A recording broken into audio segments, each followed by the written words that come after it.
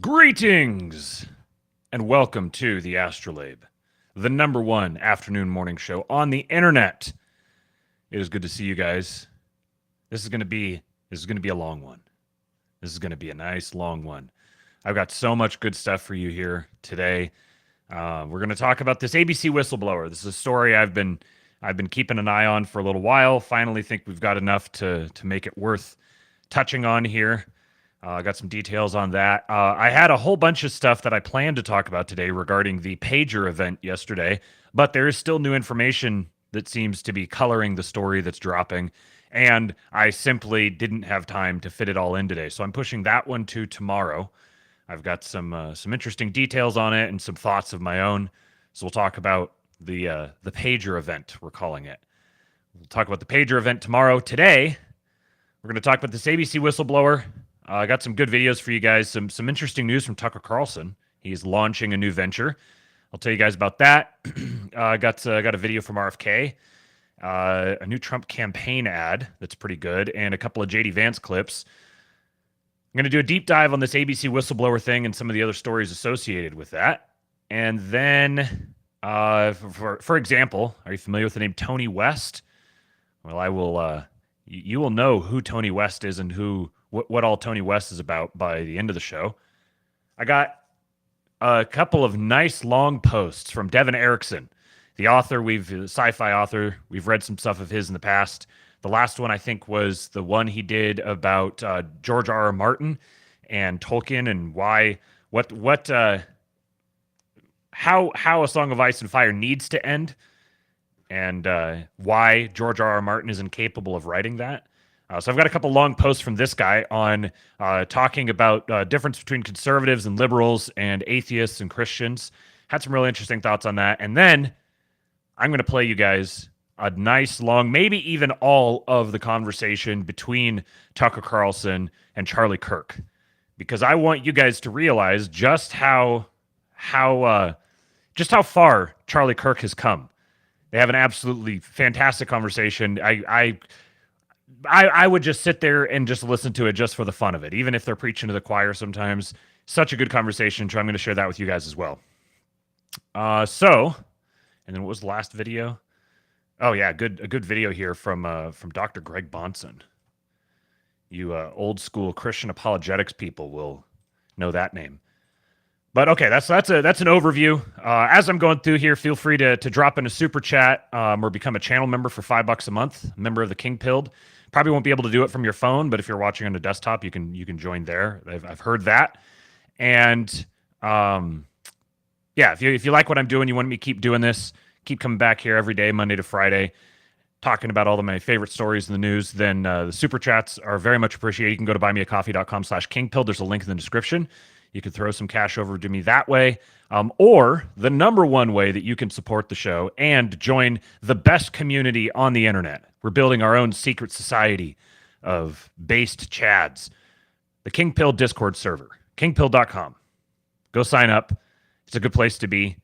We got a schizo stream coming up here in a couple days, Friday evening. I'll be hopping in the voice chat. We'll be watching something schizo-oriented. We've talked about how Israel, we watched the documentary of by Ryan Dawson about Numek and how Israel stole the atomic bomb and assassinated JFK. There we go. How's that for getting the stream demonetized?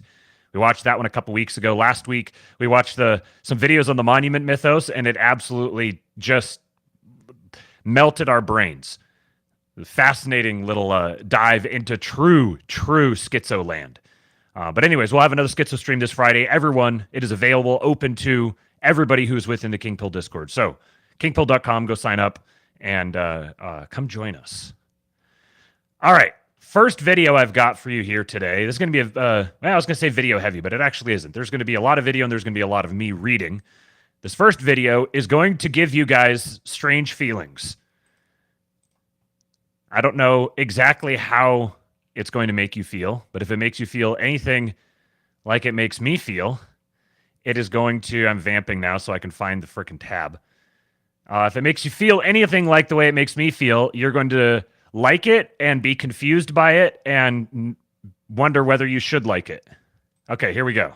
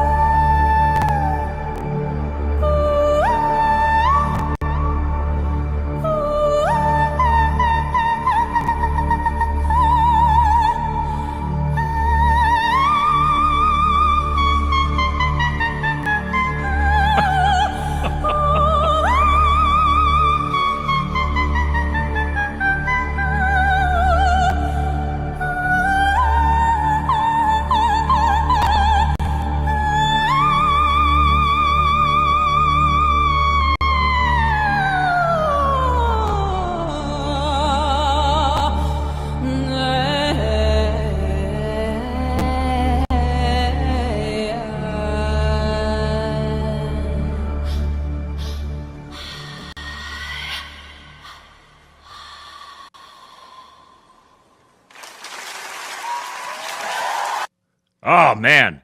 You guys were cracking me the fuck up in the chat. Okay, so first of all, the first two responses. John, don't like it. Straight Buster, sold. The duality of man in the Astrolabe live chat. Actually, Gael before that said LMAO white women. Thank you for giving me that, guys. I loved the clip, and the reactions to it just made it even better. Her vocal control is phenomenal. Those runs she was doing down, like the command, that's innate. You can't teach that. She was born with that ability to control her voice. She might have just practiced and refined it, but holy crap, one of the single most gifted human voices I've ever heard. Okay. On very different end of the spectrum. And I've often said the happiest people and the most contented people that I've seen, and I know the very wealthy, I know the moderately wealthy, and I guess I know people a lot less than that, but the happiest people tend to be the people that are making a nice income, that really enjoy their life and their family life, and not the people of tremendous wealth that are constantly driven to achieve more and more success. But when is enough enough? Obviously, there must have been a time, a point, when you knew that you would be secure for the rest of your life, your family, your relatives, whomever. Why do you go on? Well, I go on really because I enjoy it. I really enjoy when I think about my business. I think about it literally 24 hours a day, and I really enjoy it. If I didn't, I will stop. There's no question in my mind that I'll stop, because I do understand it's all basically a game. We're all here to play the game, and we're all hopefully going to play it well, but some people obviously can't play it well, because if everyone played it well, you'd have a pretty unusual situation.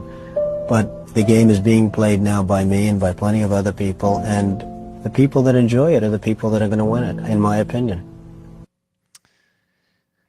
Over the last several months, one of the things that I've come to recognize was an assumption of mine that I needed to pluck out because it had been seeded in there without my consent, was that Donald Trump is a very thoughtful person.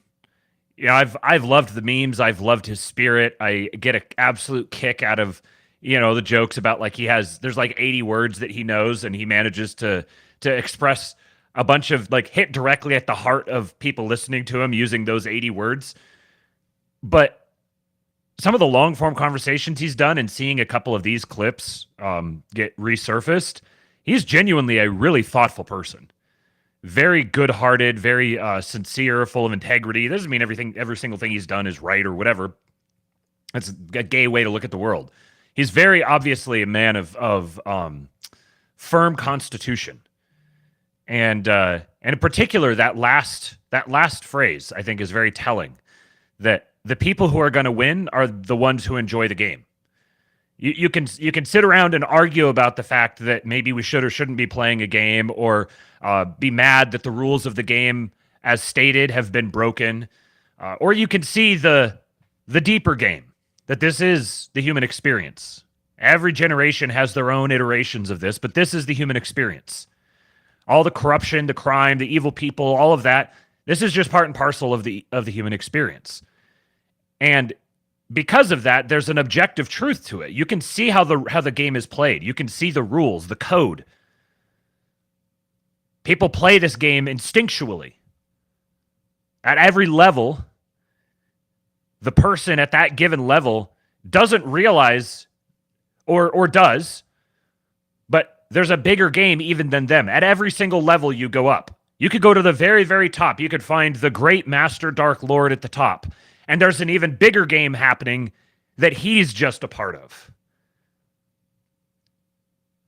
So all of this is, you get really doomed and black-pilled about all the evil that's happening and the forces of evil arrayed against us. And, well, yeah, they've always been arrayed against us. We're just seeing them right now.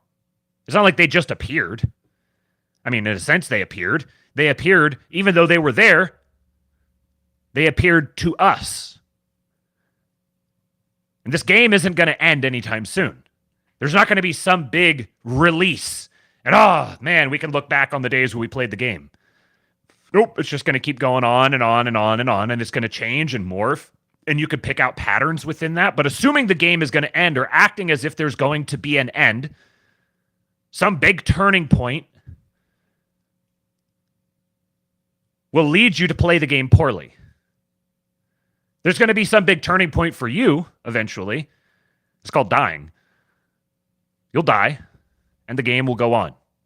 And so then your job is to set up your descendants for playing the game and succeeding in the game. And once you start looking at this, you can kind of personally detach from it a little bit, which ironically allows you to even more personally engage with it. There's a both and thing. There's a paradox here that you have to emotionally detach from the situation so that you can emotionally invest in it. And then you can build for the future. Anyways, there's some thoughts that were sparked by my president. Is Tucker Carlson done with ZYN? Speaking of, I don't have a ZYN, but I have a Rogue. And I got so distracted by the Fifth Element lady that I forgot to insert the lip pillow. Is Tucker Carlson done with ZYN? So we've got some nicotine pouches right here. My friend Tucker is a big fan, big proponent. Yes. And I have some questions for you. You can either answer the question or you can take one of these nicotine pouches. Would you like to play? Well, I'm going through a period of transition in my life with nicotine pouches. I've used a certain brand. I'm embarrassed to say it. It's made by a huge company, huge donors to Kamala Harris. I'm not going to use that brand anymore. I mean, I think it's fine. It's good for like your girlfriend or whatever, but I don't think anyone should use that brand. It starts with a Z, and we're launching our own brand today called Alp, and it's a much better option. Trust. Did you hear that? Tucker Carlson is launching his own nicotine pouch brand. And listen to what he said. We've received a message from one of our lords. One of our lords has told us, stop using ZYN. Yes, sir. Yes, sir, Mr. Tucker, sir. Please launch Alp as soon as possible. That's me. And I would know. I know a lot about this area. So I'm going to forego the pouches probably made by that other company and answer your questions. Absolutely. I will say these are not the Z Word company, good. but totally fine. I'll just ask you the questions. How about Cool. that? So we've got Oh man, I can't wait. Now I really want to know where Alp came from. Like what the hell is Alp? Like if you lived in, near the Rockies or something, I might think, oh, it's something about mountains and Alps, Alpine, something along those lines. But he lives in Maine. What is Alp? I really want to know what Alp is. Yeah, this marketing is great. Like this is very obviously done intentionally. This is they created this clip on purpose so that it could go out like this. They're playing with us. They know the game. They're playing the game with us. We're gonna get more from our Lord Tucker here in a little bit, but first of all, we have to speak of our vice president, Logan Hall, the powerful mutual. Go follow him on Twitter at Logan Clark Hall. He says, cannot overstate how crucial it was to pick Vance for VP. Any other GOP dork would be tucking their tail and running scared at these questions. JD doesn't back down and treats regime journalists like the parasites they are.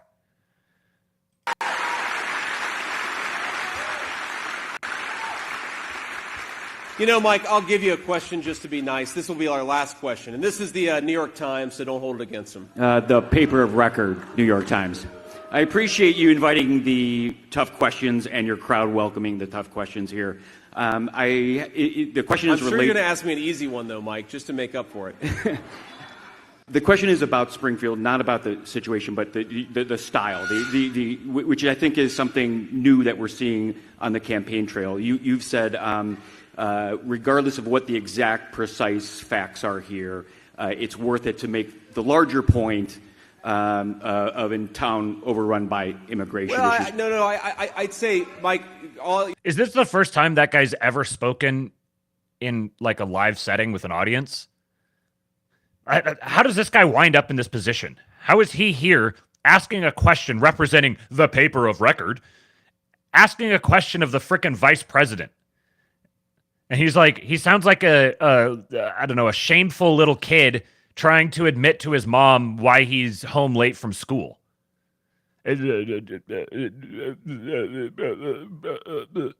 Watch him get wrecked. You ask your question, Yes, but no, I didn't say regardless of the precise facts. I said you have to listen to what people are saying. Right? The media has tried to say now for days that I've made up this story. I haven't made up anything. I've just listened to people who are telling me these things. And when I said, and the media always does this, they're very dishonest, when I say that I created a story, I'm talking about the media story. By focusing the press's attention on what's going on in Springfield, I'm not making anything up. I'm just telling you what my own constituents are telling me. But ask your question. That's the point. Your willingness to shine a light on issues you see as important. Sure. And I'm wondering if you can describe, if you know where your line is on that. Something, at what point what's something you're willing not to say in order to make a point that is important to you? Well, I mean,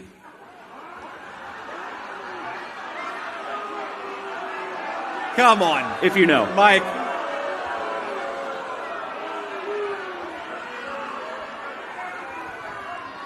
Well, Here's Mike, a question for him, Mike, not the crowd. What I wouldn't say is that the New York Times is a respectable paper. That's one thing I wouldn't be willing to say. But all kidding aside, if one person had called me and said, I'm seeing this in Springfield, we maybe let that pass.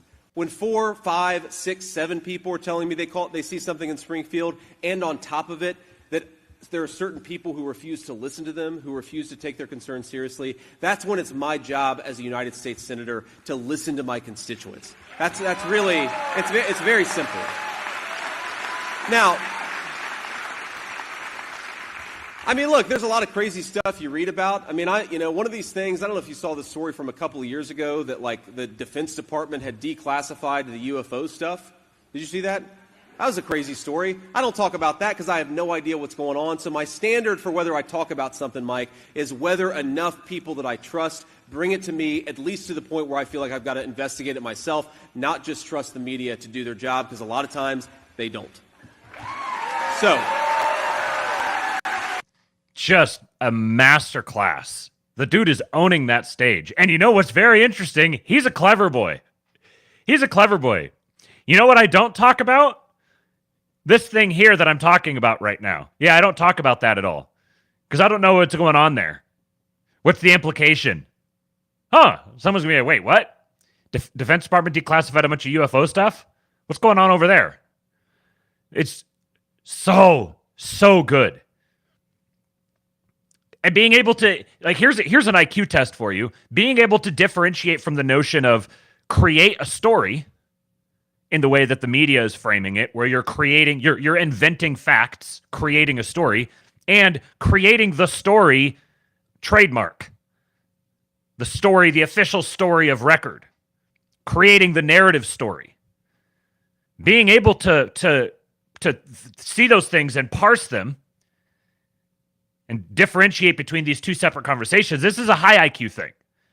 This isn't just like, oh, my campaign staff said, hey, maybe present it this way. No, this is like on the fly. The dude is a quick operator. Here's another one. Shout out to another powerful mutual, Teal Bucks recipient, just a masterful poster, at TB recipient on Twitter. Go follow him. He says, JD is really a master at framing issues. Everyone that was shitting on him as a VP pick is eating crow now. So he tweets out this video. He says, the American media has been caught laundering verified foreign disinformation to smear me and President Trump, and it's disgusting. But I want to tell you what's even more disgraceful. What's even more disgraceful than the policy is the effort to silence the residents of Springfield. I've seen this from the American media, a lot of people who pretend to be fair journalists. You know what they've been saying? For the last few days, Springfield has been experiencing an unbelievable number, something like 35, 40 bomb threats in Springfield in just the last few days. And you know what the governor of Ohio came out yesterday and said? Every single one of those bomb threats was a hoax, and all of those bomb threats came from foreign countries. So the American media, for 3 days, has been lying and saying that Donald Trump and I are inciting bomb threats, when in reality, the American media has been laundering foreign disinformation. It is disgusting, and every single one of them owes the residents of Springfield an apology.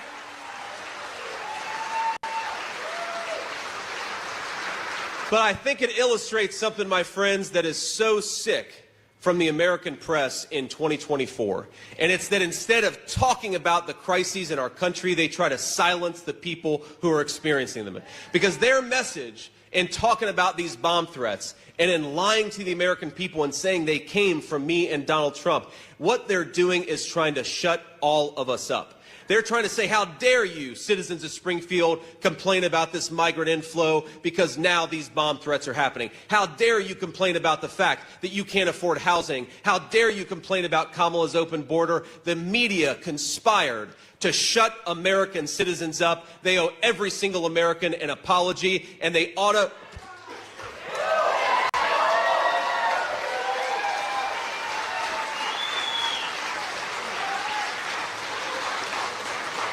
And after giving every single American an apology, why don't they think about covering the real crisis, which is Kamala's open border and its many, many victims? Focus on the real story, American media. Stop trying to shut up the people who are telling the real story. Do your job. Cover what's going on in this race, and the American people will be better off for it.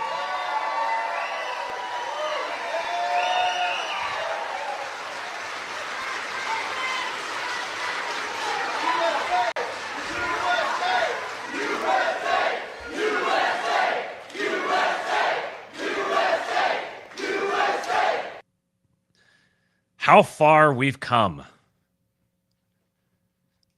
Few years ago, there was fake news, which ironically enough was a term coined by the news and applied to Donald Trump, and he jujitsu'd it right back on them. And now we've got this man owning this stage and absolutely decimating them, driving the narrative over and over and over and over again. Every attempt that the media makes to retake the narrative back, it gets retaken away from them again. Someone said in the chat earlier something about this is like Wile E. Coyote going after the Roadrunner.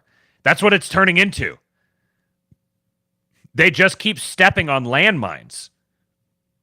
And JD and Trump and everyone in their orbit are not letting them off the hook on anything.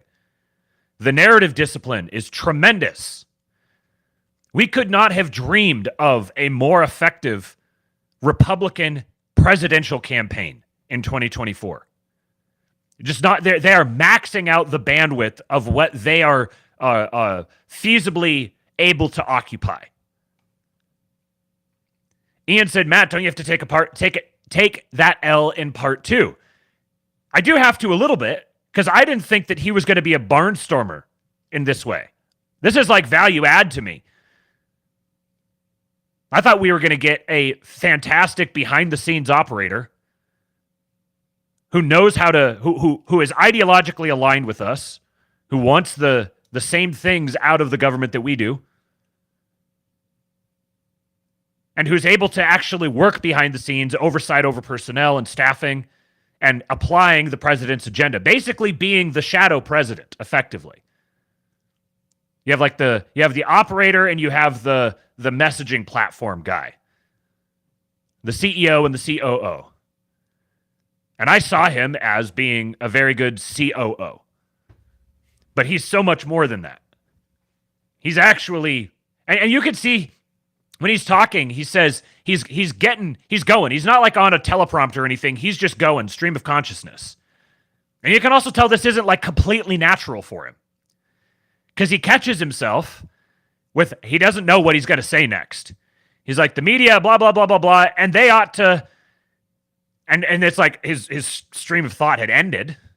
And someone right then happens to yell, and he goes, yes, go ahead, please, audience, go. And the audience filled in for him really naturally, and then he just picked up again after he gathered his thoughts. So he's like, to me, this is even, if he was just a supernatural orator, I would be more skeptical of him. But he's not. During his RNC convention speech, he had he had a few spots where he kind of stumbled and tripped up because he's not supernatural reading a teleprompter. But then when he started telling stories about his life, he got really personable and a lot better, a lot more natural. So that hints at even more authenticity to me. That's the way I read it. All right, new Trump campaign ad. Our boys are clever. Another day under Bidenomics. Morning coffee costs 65% more. Gas for getting to work costs doubled. Workers' incomes down 3 straight years. Groceries cost you 20% more. And mortgage payments astronomical. Bidenomics is working, and we are very proud of Bidenomics. Pleasant dreams. I'm Donald J. Trump, and I approve this message. So this is, take off your evaluating internet content hat and put on your boomer watching cable news hat. And that's where people are stumbling across this message. That's going to hit people right where it hurts. And the quote of her at the end, Bidenomics is working, is 30 seconds of genius for the targeted audience. Okay, before we get to the ABC whistleblower stuff, I got one more clip here. RFK Jr. says the DOJ under Trump will launch RICO investigations into the collusion between medical boards, medical journals, and Big Pharma, which led to many brave doctors getting fired for prescribing alternative treatments for COVID and other illnesses. The president has the power to divide, consolidate, abolish, or create agencies of the U.S. federal government by presidential directive via the Presidential Reorganization Authority. Question: what are your thoughts regarding utilizing the Presidential Reorganization Authority to create parallel agencies that, when implemented and data tracked, will show dramatic improvement in patient outcomes, rendering previous systems obsolete? Yeah, I mean, my initial inclination would not be to start a new agency. My initial inclination would be to use the Justice Department and the moral authority of the office, but also, you know, the Justice Department should immediately call in begin an investigation of the medical boards and the collusion between the pharmaceutical industry and the medical boards that are delicensing these physicians who actually try to heal patients and try to treat them. The Justice Department will also call in the medical journals that are corrupted by the pharmaceutical industry and explain to them that they're all going to be subject to criminal and civil RICO actions if they don't show us a way that they're going to stop revoking studies and refusing to publish studies that challenge the mercantile interests of pharmaceutical companies. We're going to change the way business is done at NIH. It's 2024, and we're talking RICO investigations of Big Pharma. Let's go. I am here's my big mea culpa. I was not impressed with RFK. I was just staggered at how he could possibly be sustaining a campaign with all the goofy stuff he was saying and doing. Like, go look at his interview with Dave Smith, where he like offered VP to Dave Smith, and Dave just completely nuked him on Israel. Yeah, funny connection of references there. And I was just like, man, like, how is this dude even running a campaign? This is the worst presidential campaign I've ever seen. I understood his appeal. Like, I understood why, like why he could legitimately be a third party candidate. But like, it's never going to go anywhere any more than that. And man, he has used it to the hilt. This is the way that you run a third party campaign. I was completely wrong. He has done it exactly right. He's capitalizing on the fact that he's a Kennedy, which is great. Use the assets that you've got. And now he's got himself in where he's going to be able to be a major influence on a bunch of things that are really, really important. Yeah, Screwed Up Rebellion says RFK is horrible on pretty much everything but wars and health. But the thing is that wars and health are like the most fundamental things. So if he wants to be the lone voice in the administration, planting his flag on like anti-energy policies or whatever, fine. Knock yourself out. Give you some token thing with the EPA or whatever. There's all sorts of money and everything flying around, a little extra bit here, whatever. But have him hunting like on this commission for investigating presidential assassinations and going after Big Pharma. Yes, please. Cannot get enough of that. All right, ABC Whistleblower. So I first saw this tweet on September 12th from this guy at DocNet YouTube. I've brought him up on here a couple of times, and I've been following him for a while. I'm skeptical of him. He's very spook-ish, but I think that this is something I was thinking about the other day that I was going to talk about here. I think that we're at a time where simply identifying something as seeming as if it came from an intel community or from spooks or from like Machiavellian behind the scenes actors does not implicitly mean it's from the regime. I think there's a lot of these actors who are counter regime forces now. There's plenty of counter regime spook activity going on. And I don't know how deep those I don't know how deep that hole goes. I've had some thoughts that are very, very speculative, but I don't really want to bring voice to them. So I don't immediately write someone off if they come off as a total spook. I'm just going to kind of hold them at arm's length and watch what they say and do and sort of see if I can triangulate where they're coming from. So this is the guy who broke this story. I've been following him for a long time. Nobody really knew who he was. And so his bio says his name is Black Insurrectionist and says, I follow back true patriots. I am #MAGA. Do not tell me I ain't black. Followed by Scott Pressler, Gunther Engelman, Roger Stone, Laura Loomer, Zeke Arkham, Tara Bull, Tiff Mood, Nukes, High Res. So he's very obviously here to speak to capture the attention of the MAGA grandma community, the Q boomer world. That's who this is like Trump's like most ardent base. That's who he's crafted his persona to connect with. So he says, I will be releasing an affidavit from an ABC whistleblower regarding the debate. I have just signed a non-disclosure agreement with the attorney of the whistleblower. The affidavit states how the Harris campaign was given sample questions, which were essentially the same questions that were given during the debate, and separate assurances of fact-checking Donald Trump, and that she would not be fact-checked. Accordingly, the affidavit states several other factors that were built into the debate to give Kamala a significant advantage. I've seen and read the affidavit, and after the attorney blacks out the name of the whistleblower and other information that could dox the whistleblower, I will release the full affidavit. I will be releasing the affidavit before the weekend is out. So I saw this when it first came out, and I was like, okay, well, we'll see if there's actually something here, or is this some sort of op? Now, I'm not yet convinced that it's not some sort of op. But like I said, I don't think it being an op necessarily means that it's coming from the regime, ultimately angling towards some way of subverting things in favor of the regime. I don't necessarily think that's the case. It could be the case, but I'm saying it's not absolutely that. So here's the affidavit.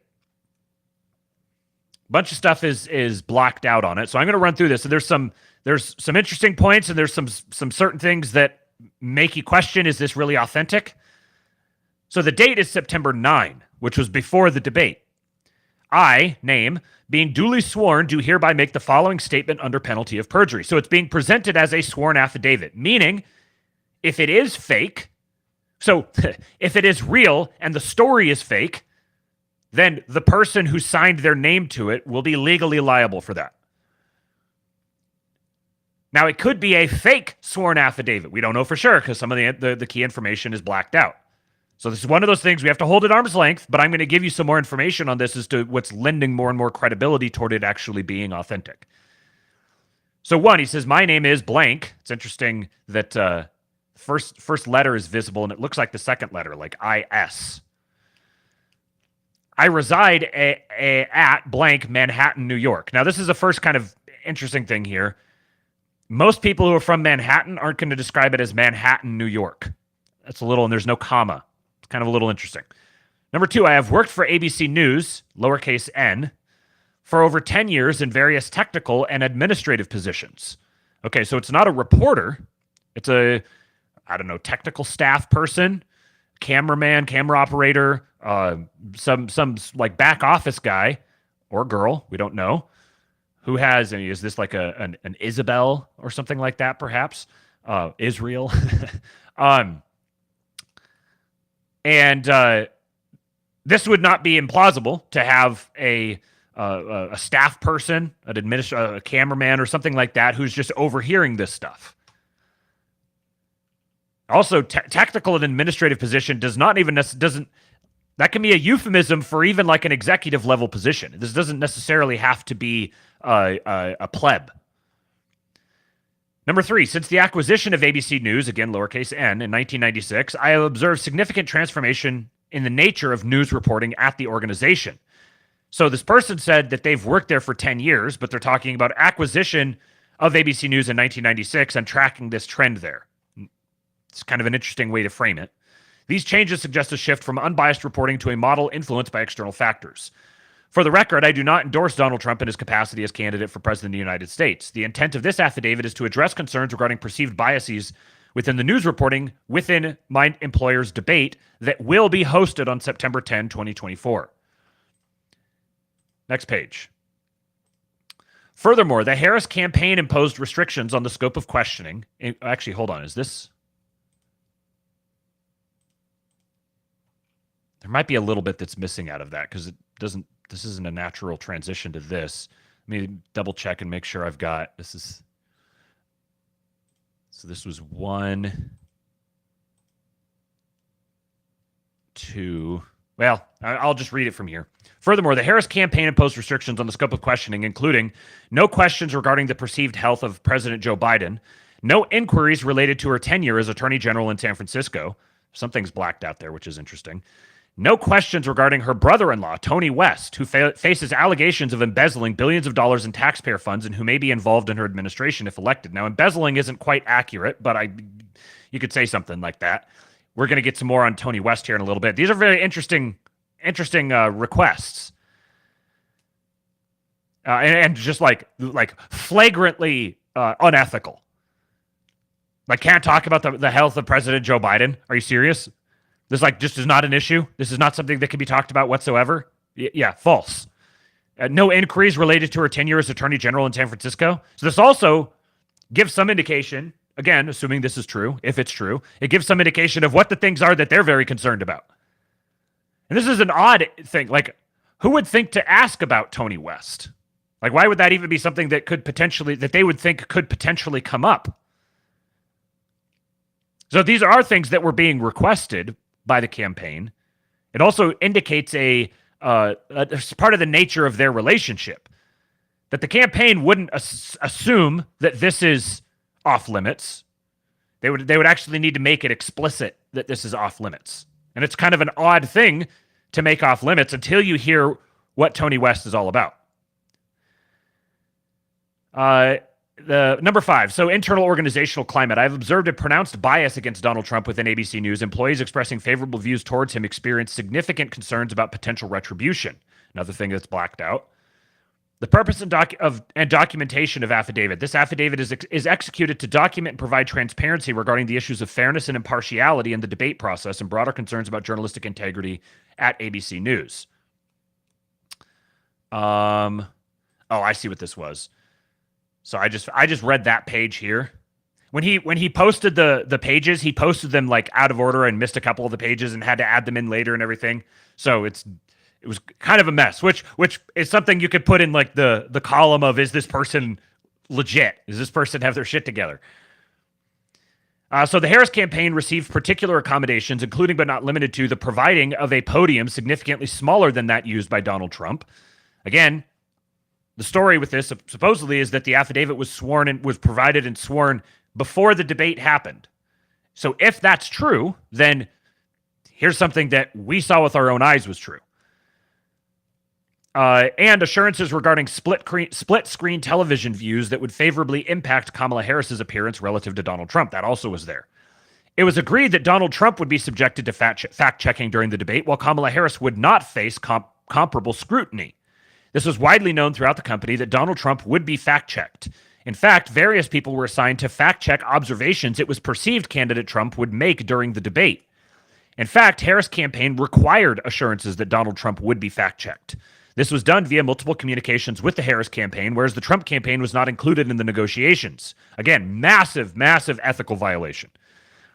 To my understanding, any rules, negotiations, and conversations pertaining to the debate should have had both the Trump and Harris campaign involved. The Harris campaign had numerous more calls regarding the debate rules without the Trump campaign aware or on the call. The Harris campaign was provided with sample questions that, while not the exact questions, covered similar topics that would appear during the debate. So this is being like, what is it, like factual but not truthful? We did not provide her the questions that we asked, that we were going to ask. We provided sample questions. So we took the questions and we reworded them slightly and asked. And it wasn't the exact same question. So I already read this page. And last couple pages here. This affidavit has been signed and notarized on September 9th, 2024 to ensure that the allegations set forth are formally documented prior to the debate between Donald Trump and Kamala Harris. In addition to notarizing this affidavit, I have sent a certified letter to myself, postmarked September 9th, 2024, which will remain unopened for any future investigations. I have also dispatched a Federal Express package containing this affidavit, sent on September 9th, 2024, and delivered to my residence on September 10th, 2024, which will remain unopened for potential investigative purposes. So this is pretty clever. Seems like someone who knows what they're doing or has gotten really strong legal advice about how to go about doing this. Again, if we're trying to evaluate if this is a hoax, is this legitimate? Furthermore, I have sent a certified letter to Speaker Mike Johnson, dated September 9th, 2024, to establish a record that the correspondence was sent before the debate commenced.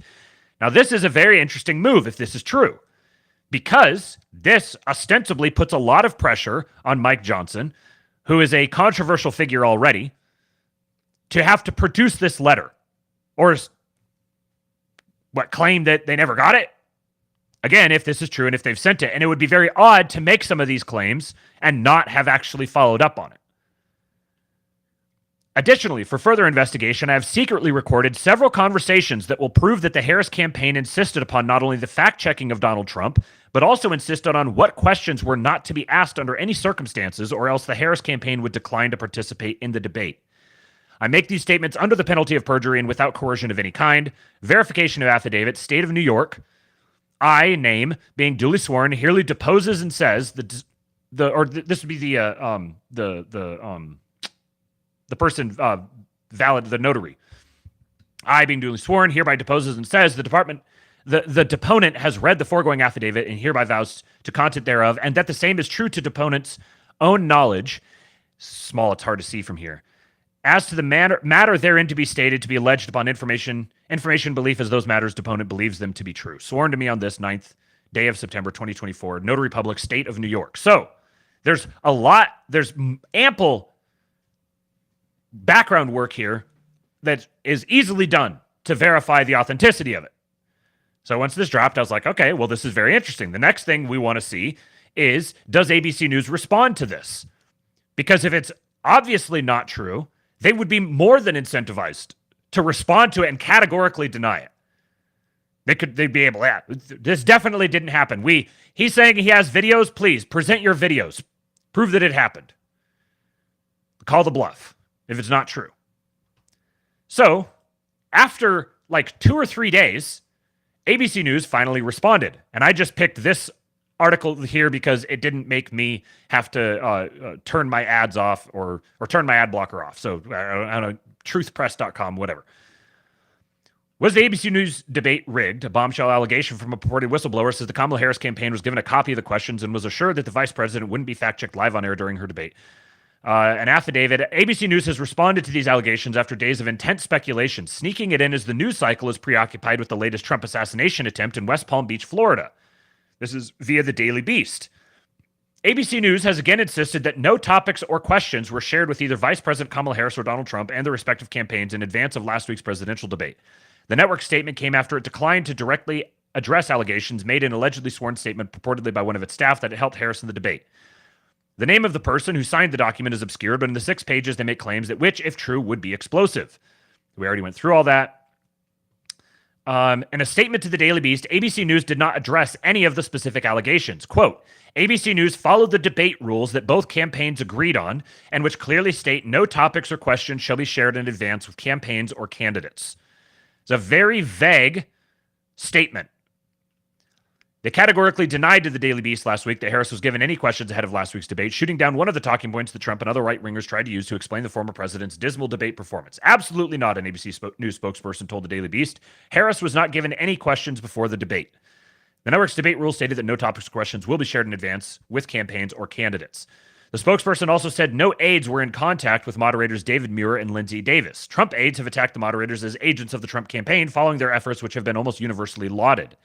A source familiar with the matter also dismissed the purported fact-check assurances as untrue. Harris's campaign did not respond to a request for comment on Monday. So says, of course, this is the response. What, you thought they were going to admit to such a scandal? There's one huge problem. No one trusts the media. That balance remains deep in the negative after years of anti-Trump fake news nonsense stemming from the Russian collusion hoax and the interference on the Hunter Biden laptop. The Daily Beast was the go-to outlet ABC News used to first respond to these allegations and offered a blanket denial. And Susan Crabtree, who's reporting on the Secret Service stuff, has been very good. She said, funny how the Daily Beast seems to be the only media outlet that got a blanket denial from ABC News yesterday that someone at the network leaked the debate questions to Kamala Harris. Maybe there are others, but that's the only one I've seen so far. This isn't an isolated incident. Donna Brazile sent questions to the Hillary Clinton campaign in 2026. And where does Donna Brazile work now? She works for ABC News.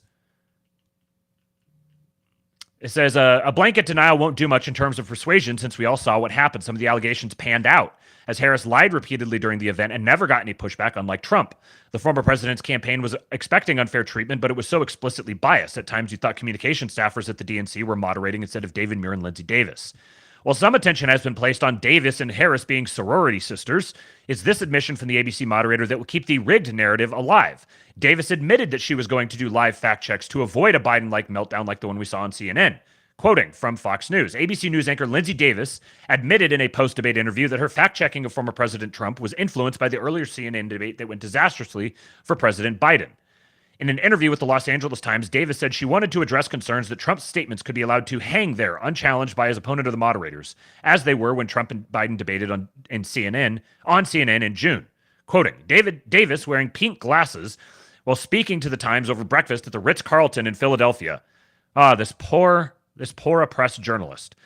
Said the decision to attempt to correct the candidates was in response to the June 27 CNN debate between Trump and President Biden, whose poor performance led to his exit from the race, the Times reported. People were concerned that statements were allowed to just hang and not be disputed by the candidate, Biden, at the time, or the moderators, Davis told the outlet on Wednesday morning. So we've gotten a sort of a weak repudiation from ABC. More from DocNet YouTube, Black Insurrectionist. He says, yesterday, ABC made a statement regarding the whistleblower affidavit. The only thing ABC said was that they did not give the questions or the topics to the Harris campaign. Well, nobody accused ABC of doing that. ABC has been accused of the following: giving the Harris campaign sample questions similar to the actual questions that would be used for the debate, agreeing to give Harris a smaller podium and other arrangements to minimize the size differential between them. Fact-checking would be done for Donald Trump and not Kamala Harris. Harris campaign gave questions to ABC that were not to be included in the debate, including questions regarding her time as DA in San Francisco and her time as California Attorney General. Out of all of these accusations, the fact-checking of Trump has been admitted to. The podium and split-screen appearance to keep the height differential have already been proven. ABC did not deny communications with the Harris campaign without the Trump campaign being present, and they will never deny that because they cannot. According to the whistleblower, ABC executives made numerous phone calls with the Harris campaign without including the Trump campaign on the call. Everything the whistleblower has submitted has been proven except for sample questions. There will be another tweet later today announcing action to be taken against ABC and the affiliates of ABC. So, one of the things that started making this take on some legitimacy as a story was Bill Ackman taking up the cause. He tweeted this: ABC and Bob Iger should directly address the specific accusations of the whistleblower, and Iger and Disney should launch a full investigation. Not surprisingly, there's been no denial from the two ABC moderators, just silence. In the past, when we did activist short selling, the subject company would issue a carefully written press release, or management would make a statement to misdirect shareholders in response to the issues we had identified. ABC's response here is reminiscent of Herbalife's statements, which attempted to rebut our accusations. And take a look at that stock. Disney is subject to SEC oversight. The reputation of ABC is material to the value of Disney. As such, the company must address the specific allegations made by the whistleblower and cannot mislead the market by issuing a statement which purports to address the issues identified but does not.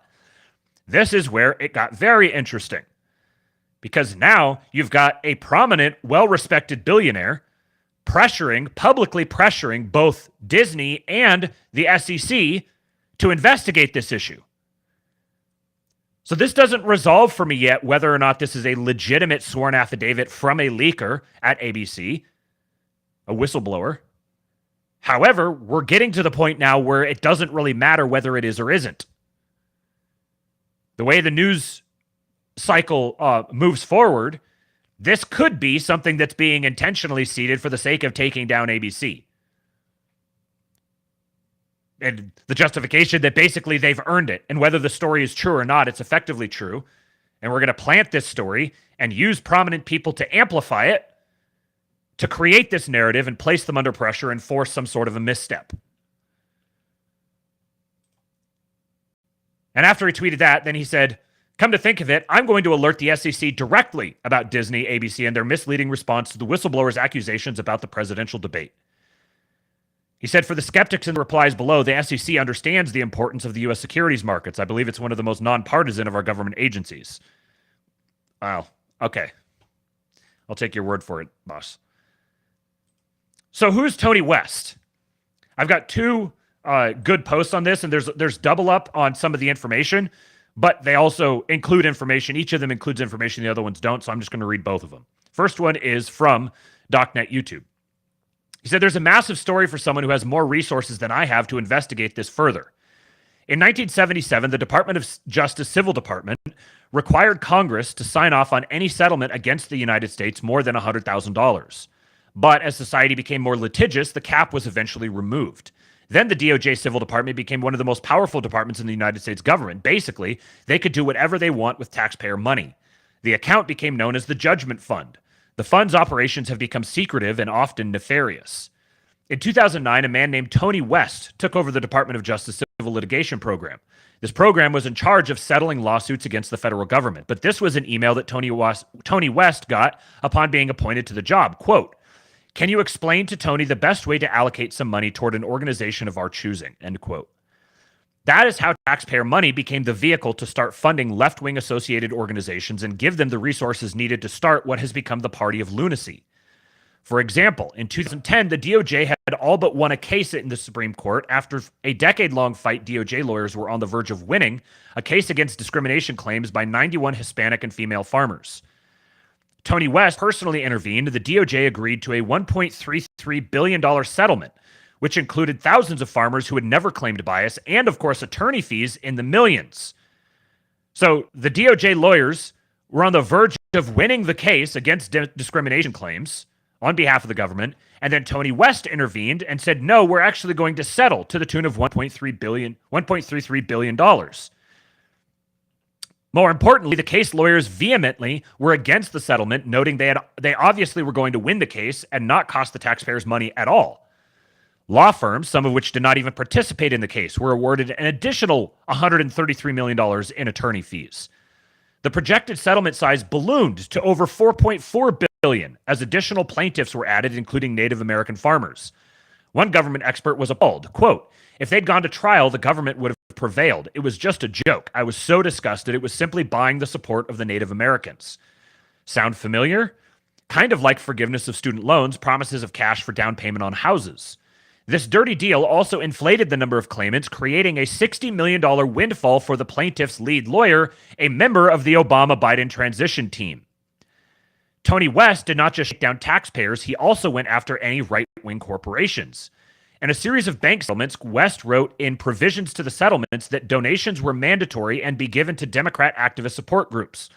Perhaps those shills we see like Brooklyn Dad, JoJo from Jers, all the paid propagandists we see on Twitter. What makes things worse is his settlement specifically provided that right-wing groups were not eligible for any of these payments. This was around the same time Obama was having the IRS target right-wing not-for-profit groups also. An internal email shows West deputies rewording a settlement's donation provisions to ensure the bank could not select a conservative property rights organization as a recipient. In 2016, before Trump took office, a $2 billion electric car initiative was mandated, although explicitly rejected by Congress. An email circulated saying they ought to build a, quote, statue to West and, quote, bow down to this statue each day after we receive our 200,000 plus. Who was signing off on all these corrupt settlements in California? California's Attorney General at the time, Kamala Harris, was an active participant co-signing agreements for her state. Then Donald Trump was elected and immediately ended the Judgment Fund. In fact, his Attorney General banned them altogether, citing the misuse, allocation, and dangers of such a fund. But a funny thing happened. In 2020, the Biden-Harris administration reversed the ban and started the fund up all over again. Once again, left-wing organizations are getting billions of dollars in settlements while conservative groups are ineligible. You remember FBI agents Peter Strzok and Lisa Page? This is the fund that paid them their multi-million-dollar settlement, although they had no expectation of privacy by sending texts on government-issued phones. Perhaps that plan B that they talk about, how they would stop Trump in those texts, was the reason for such a payout. But you may ask, who is Tony West? Well, he is Kamala Harris's brother-in-law and is expected to be named White House counsel if she's elected. This guy makes Hunter Biden look like Mother Teresa, as the New York Post aptly said. A new big guy is coming to town. Kamala, with the help of Tony West and his cronies, will show you how honest graft is really done, dishonestly. But where the story really is, all that money that was spent on dishonest settlements have been coming back to the Harris campaign in spades. This is sources New York Post and New York Times. Now here's the other one. From Died Suddenly, which was the documentary on the mandatory medical procedures. He says, who is Tony West? Kamala Harris's brother-in-law married her sister Maya in 1998 and was one of her first political advisors, helping with the 2003 San Francisco district attorney race.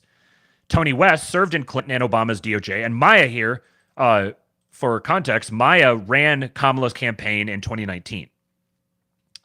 Tony West served in Clinton and Obama's DOJ, where he is accused of setting up a Ponzi scheme which fleeced billions from taxpayers. As head of the Justice Department's Civil Division, Tony West took advantage of the Treasury Department's Secret Judgment Fund, a slush account used to pay inflated settlements without congressional oversight. The Government Accountability Office admitted they have no idea how many settlements are paid yearly by the Judgment Fund, no receipts are published, and attorneys' fees are awarded are not disclosed. President Trump banned this fund when he took office, but Biden made it legal again in 2021. In 2009, Tony West was placed in charge of the DOJ's specific division that litigates and settles lawsuits paid out by the Judgment Fund. His first order of business, according to one of his deputies' emails, was to find the best way to use the settlement fund to allocate money toward his friends' organizations. Settlements became the vehicle for paying off political allies, according to Daniel Huff, former counsel to the Senate and House Judiciary Committees. One of Tony West's biggest scores was a 2010 settlement with 91 Hispanic and female farmers who claimed they were illegally discriminated against. Tony West intervened and engineered a stunning turnabout, according to the New York Times. The DOJ agreed to a $1.33 billion settlement, including thousands of farmers who were never even involved in the case and Native American farmers. The left-wing New York Times admitted at the time that Tony West's settlement was a, quote, runaway train driven by racial politics and law firms that stand to gain more than $130 million in fees. The settlement payment grew to over $4.4 billion, creating a $60 million windfall for the lead lawyer, Joseph M. Sellers, who just so happened to also be a member of the Obama-Biden transition team. Tony West also concocted a series of shady bank settlements with victims of the housing crisis, with questionable provisions requiring banks to make almost $1 billion in mandatory donations to Democrat-supporting activist groups, excluding all conservative property rights orgs. The Tony West corrupt settlement system was again used in 2016 to make Volkswagen fund a $2 billion White House electric car initiative that Congress had blocked. Tony then got a job with Uber, which profits greatly from the shift to EV. This is organized crime. Like the deep state is literally organized crime. There's all these like official on the books like limits to the amount of money you can donate to. This is why when we were talking about the transition from Biden to Kamala, there's all the people who were saying, oh, well, there's all that money that was donated and where are they going to put it? I was like, well, yeah, this is sort of a concern. Like they got to try to figure that out. But it's not like she would be lacking for money, because they're funneling it in from all these different angles all at the same time. The NGO one, the one the angle that we've talked about before, and a lot of the stuff that Mike Benz talks about, is like very obviously corrupt, but at least has a pretense of legality. This stuff doesn't even have that pretense. This is just blatant organized crime, embezzlement, funneling of money, holding companies hostage and forcing them to fund different initiatives that will line the pockets of the people promoting those initiatives. This is money laundering at the cosmic scale. A White House email literally shows staff saying they ought to build a statue to West and bow down to this statue each day after they receive their $200,000 per day. The agreement was co-signed by then California AG Kamala Harris, all while being advised by Tony West, her soon-to-be White House counsel, if she wins. Bonus case, DOJ used Tony West's settlement system to pay FBI agents Peter Strzok and Lisa Page $2 million after their anti-Trump texts were published. Now we know why Kamala didn't want to be asked about Tony West, her Hunter Biden. That's the big takeaway here. That's why the campaign mentioned that. Now, going back to the authenticity of this leaker, is it possible that the whole point of concocting this whistleblower thing is so that you get the story of Tony West out in the public? Right now, I'd probably say I'm 50-50 between that and that this is actually a legitimate, authentic leaker.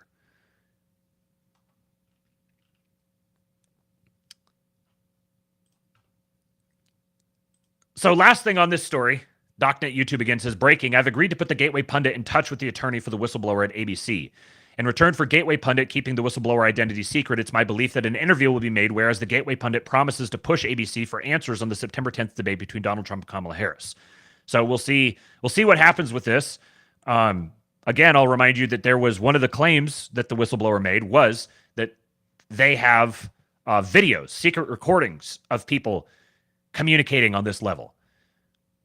And there's some of these recordings, who knows, like ABC News could say, no, there was no communication between campaign officials. It was family members or close friends, because there's ABC executives who are close personal friends with Kamala Harris. or people who are immediately like advising her.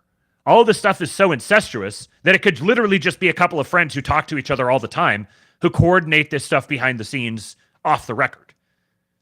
So it'll be very interesting to see what the recordings actually are, if they actually exist. Or if they exist and if they're released. Okay, so now, Devin Erickson threads.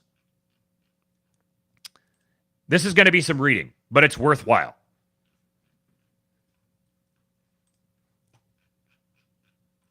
Starting off with this image. I'm sure you guys have, if you're on the internet, you've probably seen this image at some point. This is conservatives in-group preference versus liberals out-group preference at the fundamental level being depicted. This is what Devin Erickson says. This image doesn't mean what you think. It purports to show that conservatives have more affinity for in-groups and less for out-groups, and the reverse is true of liberals. But that's not what it actually shows. The conservatives are answering honestly, the liberals are answering performatively. It's a survey, you see, self-report data. And one of the biggest self-serving lies that academic social science ever told itself in pursuit of easy research methodologies and tasty grant money was that assurances of anonymity would cause survey respondents to tell the truth about themselves. But people lie to themselves all the time. They don't like being confronted with unflattering or socially unfavored facts about themselves. Why do you think women's dress sizes are arbitrary numbers instead of real-world measurements? Why do you think an entire nationwide chain business thrives off selling unused gym memberships? Surveys don't tell you how people are. They tell you how people want to be seen by themselves and others. So what these plots reflect is the goal philosophies of liberals and conservatives. Conservatives want to be seen as loyal, supportive, useful members of their tribe. In the modern era, tribe can mean family, region, race, culture, nation, state, or all of the above and more. This is more or less where conservative loyalties actually lie. They are tribal. But here's the telling part. Liberals would consider that last sentence, they're tribal, to be an insult. Their social, philosophical, and political ideals are that every person should work towards a sort of nebulous altruism comprised first of cosmopolitanism, where one is equally loyal to every human being, then of universal altruism, where one is equally loyal. Oh, he's had the same thing twice. No, I just read it twice. And finally, a sort of Buddhahood, where one is suffused with a formless and abiding love for the entire universe. But if this were actually what liberals were feeling, if this was their actual spiritual journey and they were telling the complete and unvarnished truth, then that heat map on the right would be 100% red, or at least the same color throughout, but it isn't. It displays more preference for out-groups than in-groups. The most apparent explanation for this is virtue signaling. Since it is harder to love a cow than your wife, liberals will be at more pains to proclaim the former. This is why they will lecture their own closest kin in the most hateful and abusive terms they can dredge from the depths of their souls about veganism as a moral duty to cows. Not only that, since love for in-groups is how conservatives signal virtue, proclaiming love for in-groups, such as one's own family, race, or nation, is conservative-coded in the eyes of liberals. So not only do such declarations not signal virtue in liberal circles, they create a suspicion of vice. A black liberal may proclaim that he quite likes white people, and while this might be seen as unusual, it would pass with little more than a raised eyebrow or two. Were a white liberal to say the same thing, it would trigger an immediate inquisition on the part of his fellow liberals, lest the faintest scent of heresy escape their notice. Black liberals, of course, are not policed for in-group preference and can get away with expressing it. Since virtue signaling tends to spiral, expressing hatred for in-groups is even encouraged. None of this makes sense to conservatives, among whom loyalty and support for in-groups is the single most important virtue of all. Favoring the stranger over your own kin or your own community is the worst possible sin in the conservative worldview. To liberals, it's a virtue. Refugees welcome rallies are a big virtue signaling party for smug boomer hippies to pat each other on the back for hating their own children and loving violent third world thugs instead. But which worldview is appropriate? Correct? Better? Well, one destroys your civilization and the other doesn't. But also, one model of virtue is impossible and the other isn't. You see, you cannot love everything equally. That's not what love means. The word love simply means strongly prefer. That's why we can use the same word to refer to how you feel about your wife and how you feel about your favorite food. Now, obviously, you could have deep philosophical debate about whether this is true, but on the colloquial level, the way that the word love is used 99% of the time is this, strongly prefer.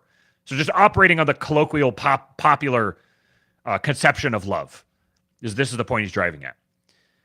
If you love your wife, it means you prefer her to other women who are not your wife. If you love bacon, it means you prefer it over other meats. To say I love you means I choose you over others. Therefore, the idea of loving everything or even everyone is nonsensical. It does not determine your actions. It does not predict how you will choose between people when forced, as we are all forced, to choose. It is unfalsifiable and thus not even wrong. To love everyone and everything is to love no one and nothing, which is exactly the vibe that people who claim to be filled with universal love actually give off. Hence this picture. So that's the first tweet. He gets a response from Eric S. Raymond. Yes, that ESR. He says, contemplating Devin's analysis, which you should read before the rest of this post, it hits a little personally for me. I have a liberal temperament, in the sense that in-group loyalty has never been something I instinctively valued. I grew up on 3 continents and forgot as many languages before I was 13. I like to think of myself as a citizen of the world and that I have more loyalty to mankind as a whole than any political or cultural unit within it. And yet, watching the results of far mode altruism in action over the last 60 years, and especially over the last 25, has been disturbing for me. I do increasingly wonder if my universalism is a form of naivete, sustained by not having had to live with its full consequences. Modern liberals, left statists, not classical liberals like me, he desperately pleads, consider even raising this question a blasphemy against their religion. But mass immigration from the third world is forcing more people to grapple with it than ever before. I've been resisting changing my opinion of conservative tribalism, but as we all inhale the smell of barbecued cats in Ohio, it's looking more adaptive by the day. Vibe shift. And here's the last tweet from Devin. You can see as I just scrolled up, it's a long one. But, again, it's very worthwhile. And I've got some a couple of kind of maybe nits to pick with him a little bit, but I think he's making some really good points here. Do me a favor, we've got 132 watching live right now on YouTube. Please hit the like button. We've only got 38 likes. Let's see if we can double that by the end of the show. 76 likes. That's what we're shooting for. It'd be just over half of you who are watching right now. He says, I understand. This is him responding to ESR. I understand. I think many bright people, especially in the hacker community, grew up embracing the same values. Classical liberalism, libertarianism, a contempt for tribalism based on race and nationality. I was no exception. These are all, however, self-interested positions. Hackers like classical liberalism because they perceive themselves as meritorious and want a society where rewards and positions of responsibility are distributed according to merit rather than affiliation or patronage. This is when he's describing hackers here, he's using hackers as an example, but this is the California ideology that the Silicon Valley people were steeped in and have a desire for. And this is what's causing this big stirrup that's happening now within largely Gen X people. Hackers like libertarianism because they're keenly aware that the rules aren't made with people like them in mind, and they wish to be free of those rules as much as possible so they could pursue their esoteric projects and interests without interference from their intellectual inferiors. Hackers dislike tribalism, including cultural activities that build and celebrate tribal loyalties, such as football, because their younger selves did not have a great deal in common with their tribe, felt alienated, and were forced or at least inclined to seek out an artificial tribe of people from different backgrounds who shared their values and interests. This inclines hackers to just the set of cosmopolitan beliefs you describe. But there's a problem. This is the problem. Shout out to XKCD. Silicate chemistry is second nature to us geochemists, so it's easy to forget that the average person probably only knows the formulas for olivine and 1 or 2 feldspars. And quartz, of course. Even when they're trying to compensate for it, experts in anything wildly overestimate the average person's familiarity with their field. While the cartoon is written about expertise, it applies to intelligence as well. People with high IQs, or whatever measure of intelligence you like, precise or not, are woefully inadequate at understanding what low IQ truly means, what it is truly like. It's 2024, and we're getting low IQ discourse in the public sphere. The reasons for this are twofold. First, they are unable to use themselves as a referent. Second, they tend not to be exposed to all that many low IQ people, both because their orbits tend not to bounce them up against many such people, and because the company and conversation of low IQ people is distasteful to them, so they purposely avoid them. Intellectually, they are aware of the stupidity problem, but having little empirical experience with it, they have no way to calibrate their estimates of the number of low IQ people there are and how severely they are impaired. Like the intellectual equivalent of that obnoxious British tourist who seems to believe that Johnny Foreigner understands English if it's spoken loudly and slowly enough, high IQ hackers tend to think that most people can learn certain concepts if they're explained carefully enough or in the right way. An irony here is that he's kind of participating in this right now, but he's self-aware enough to know he's speaking to the people who are able to hear it. This means that they tend to design their political ideals around the philosophies that they selected because they found them convenient for their own lives. Classical liberalism and libertarianism, cosmopolitan anti-tribalism, atheism, and so on. Because they believe that the average human, and more importantly, the below-average human, can be taught to or made to function in a society organized around these values. They cannot. Allow me to give you an example. You are an atheist, as am I. To us, this is a simple question of evidence. We do not hate God or resent our fathers or want to get away with things religion does not allow.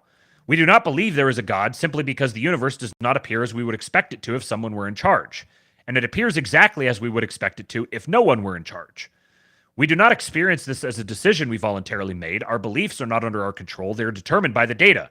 Here's where I will pick nits with him, but I'm going to appreciate the spirit behind what he's saying and just press forward. This hasn't created a problem for us. We're perfectly capable of formulating an alternative basis for a code morality and of finding meaning in life without needing to have or imagine a relationship with a divine being. When Sam Harris, Richard Dawkins, Daniel Dennett, and Christopher Hitchens expressed this to the world at large, many of us felt vindicated. We were certainly sick of being called evil or cynical by people who didn't understand how our mind worked. Many of us were so enthusiastic about the whole thing that we didn't even notice what a repulsive, intellectually dishonest human being Hitchens was. Many of us thought that religion was a blight, a mind virus that made people behave stupidly and savagely. Those people came up with smug little sayings like, science flies you to the moon, religion flies you into buildings. The atheist community, which was really not a community at all because it was united only by negation, was convinced it was to cure everyone of religion, and they would stop acting stupid and savage.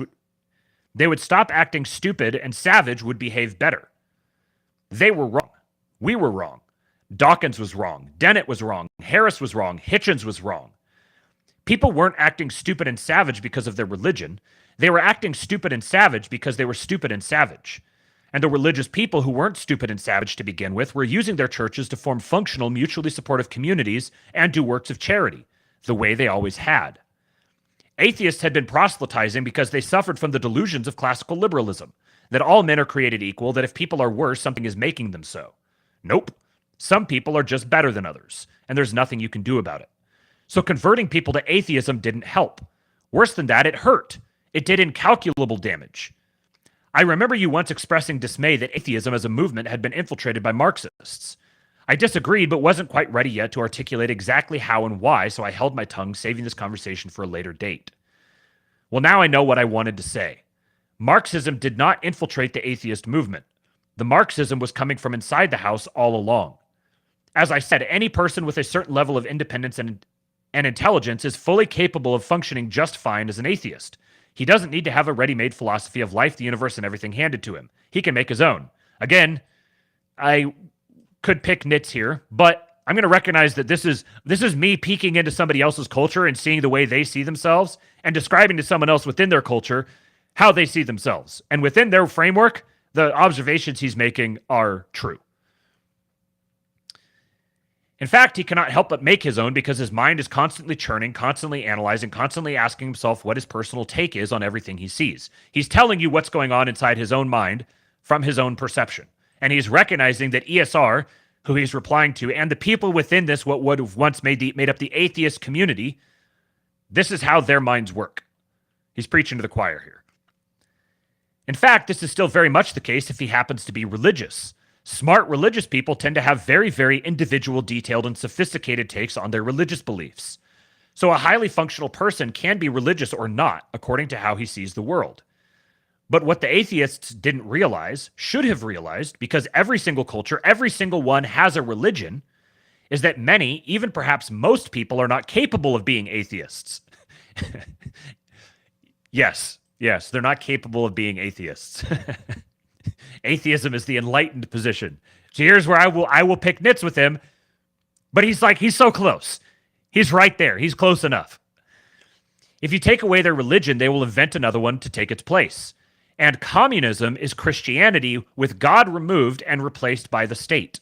Think about it. All glory belongs to God/the state. All men are equal before God/the state. Or you could say the people. All men must be comrades and love their neighbor as themselves. All men must serve the God, the state. No man must oppose the will of God/the state or the people.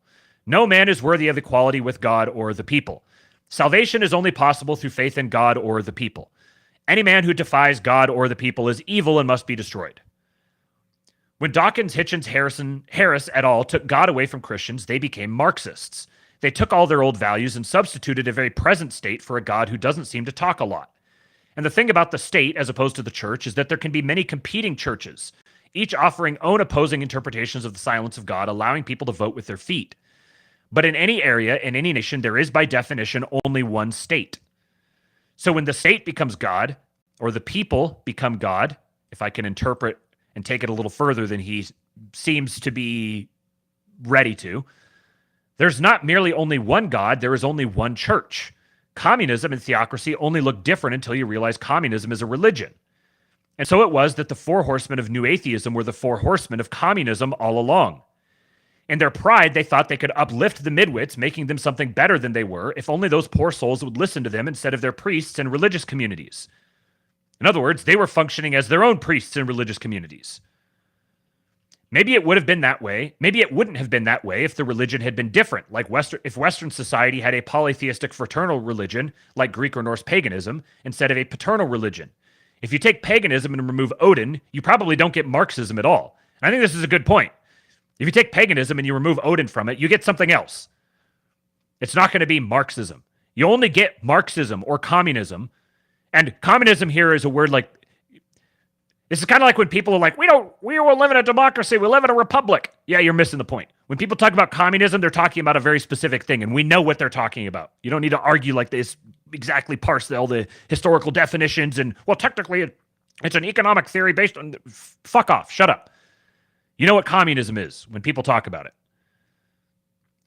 You only get communism or liberalism even more broadly. You only get it out of a Christian culture because it's a response to Christianity. It's a reaction to Christianity. And the paradox, the irony here is that it claims to, or ostensibly stands to, react against Christianity on the premises of Christianity. This is why you see things like the woke movement, the woke people, when especially you could see it really clearly when it started out in the universities and the kids yelling about it and everything. They were effectively saying to Christians, "You're not Christian enough. You're insufficiently keeping up with your own standards. Look at all these poor oppressed people that you're not considering." The notion of advocating for the oppressed people is a Christian thing. This is why we live in a Christian society, and we will not stop living in a Christian society. We live in a secularized, perverted Christian society, but it's that as distinct from a secularized, perverted, any other kind of society. This is how Christianity has already conquered the world. But this is what we had. So Marxism was what we got. And that's just one example. Untold damage was done to Western civilization in many different ways as smart, cosmopolitan, arrogant intellectuals gleefully took sledgehammers to Chesterton's fence. Tribalism existed for a reason. Religion existed for a reason. Patriarchy existed for a reason. Hierarchies existed for a reason. This is not to say we could have simply left these things alone. Technological advancement changes everything, and Chesterton's fences are not immune to becoming obsolete and non-functional, to needing to be replaced. Many aspects of old world Christianity were indeed like that, which is part of what gave rise to the atheist movement in the first place. But that movement, especially once it gained traction and followers amongst the midwits themselves, simply did not pause to consider if any of this stuff might be load-bearing. Western civilization is in disarray precisely because it didn't ask that question about a great many things. Many of Western civilization's brightest people are among the architects of that disarray, and they must lose their hubris if we are to have any chance of fixing this. All right, let me catch up with some of your comments here before we get to Tucker and Charlie Kirk. Okay, Andrew says, I'll take communism over the Aztecs, which is what you get when you throw Odin back in the mix. Yes. Mr. Anxiety Flopper says, Christ revealing himself ironically invites the Antichrist. Yeah, I would say unironically invites the Antichrist. Andrew says, communism blows, but the fraternal pagan order was many times worse. This guy is a historically illiterate blockhead. I don't think he's saying that it would have been better if it had been a reaction to a polytheistic pagan state. He's just saying it would have been different. So the atheism and the Marxism go hand in hand and are a reaction to Christianity, which makes them fundamentally Christian heresies, is effectively the point he's making, even if he wouldn't necessarily speak in that language.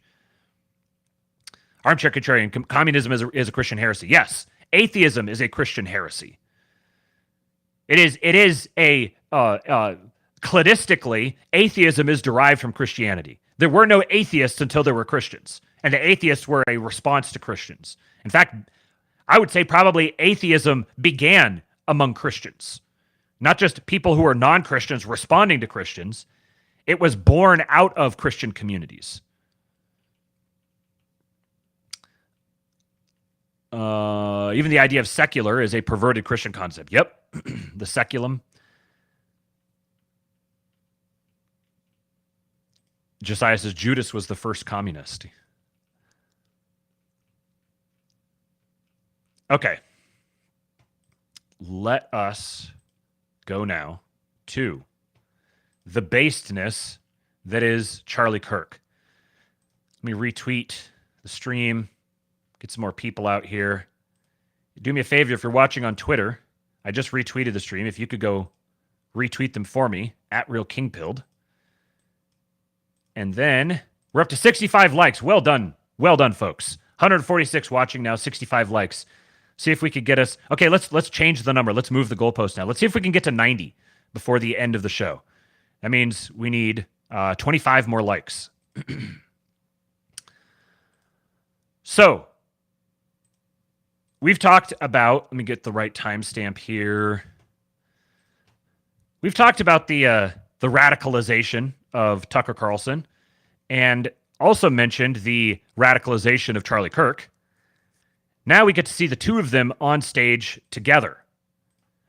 I want to be able to play as much of this for you guys as I can. I'm going to skip the first half an hour or so of the show because it's Tucker giving... I mean, he's absolutely barnstorming with his intro monologue.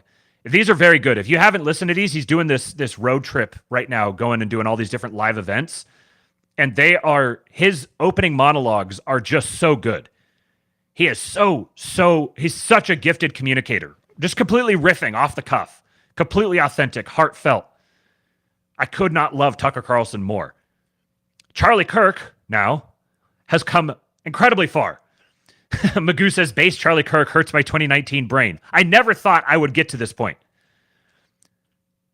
But he drops some lines in this back and forth with Tucker that were just, had me jumping out of my seat, hooting and hollering. They're in Topeka, or they're in Wichita, Kansas. So Tucker gives his opening monologue, which is just really, really good. Go listen to it. The one he did in Anaheim, talking about growing up in California, is so good. And then he and Charlie start really getting to the nuts and bolts of exactly what's going on. And just note the themes throughout this, as I'll play as much of this as I can. Note the themes that they keep returning to. So here's where he finishes his opening monologue and brings Charlie onto the stage. You should be in a good mood. And don't let anything Carmela Harris, who's never tipped a waitress in her freaking life, tells you. Don't let them define what success is the happiness of your people, the people with names and fingerprints and opinions and desires and dreams and souls. Their happiness is the measure of your happiness, period. And if you keep that in mind, I don't even know your names, but I feel the warm vibe of everyone in this room, and that's way more important to me than anything that happened in the debate. So with that, I will stop and introduce with pride and affection my friend Charlie Kirk, who's an amazing person. And there are a lot of things I could say about Charlie Kirk, who is the single most effective organizer of conservatives in the United States. Charlie Kirk is doing what the RNC was supposed to do. We have a political party for this, but they're chartering jets and ordering floral arrangements, so they don't have time. But if you're looking for the organization that, I don't know, might keep voter fraud to a dull roar, it's Charlie Kirk's organization. So I think he has a really meaningful place in American politics.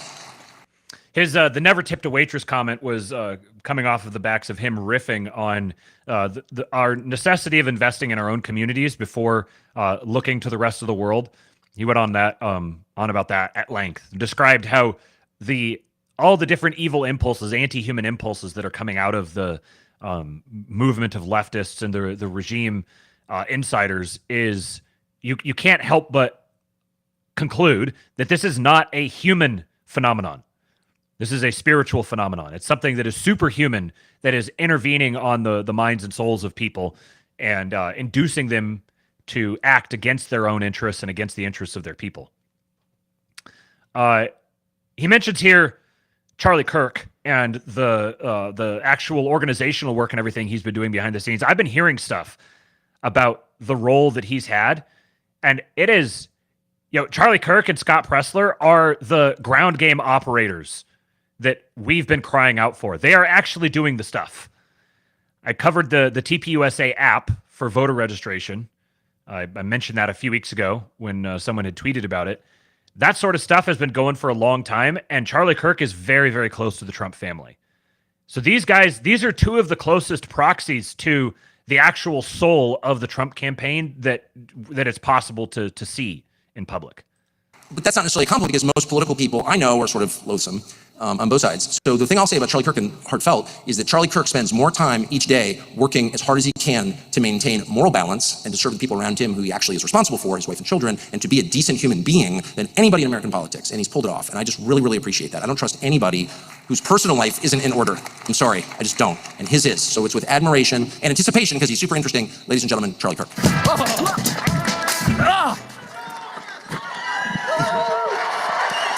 Charlie Kirk, ladies and gentlemen. Charlie, thank you for doing this. Thank you, Tucker. Hello, Wichita. Great to be here. It is. I'm sure it'll get you in some kind of trouble at intro, but it is literally true. Is it kind of weird to have replaced an entire political party?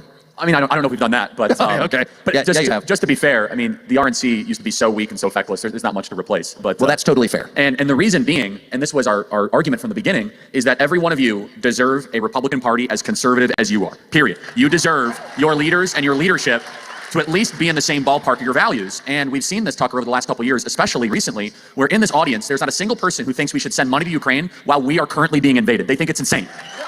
And yet, that is... While we are being invaded. There you go. There's your first straight to the point. Immigration. We're being invaded. It's not just an immigration problem, it's an invasion.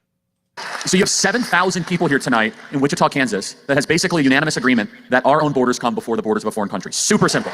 Super simple. However, that is a minority opinion held by Senate Republicans. And that's right there we've identified something of which revolutions are made of.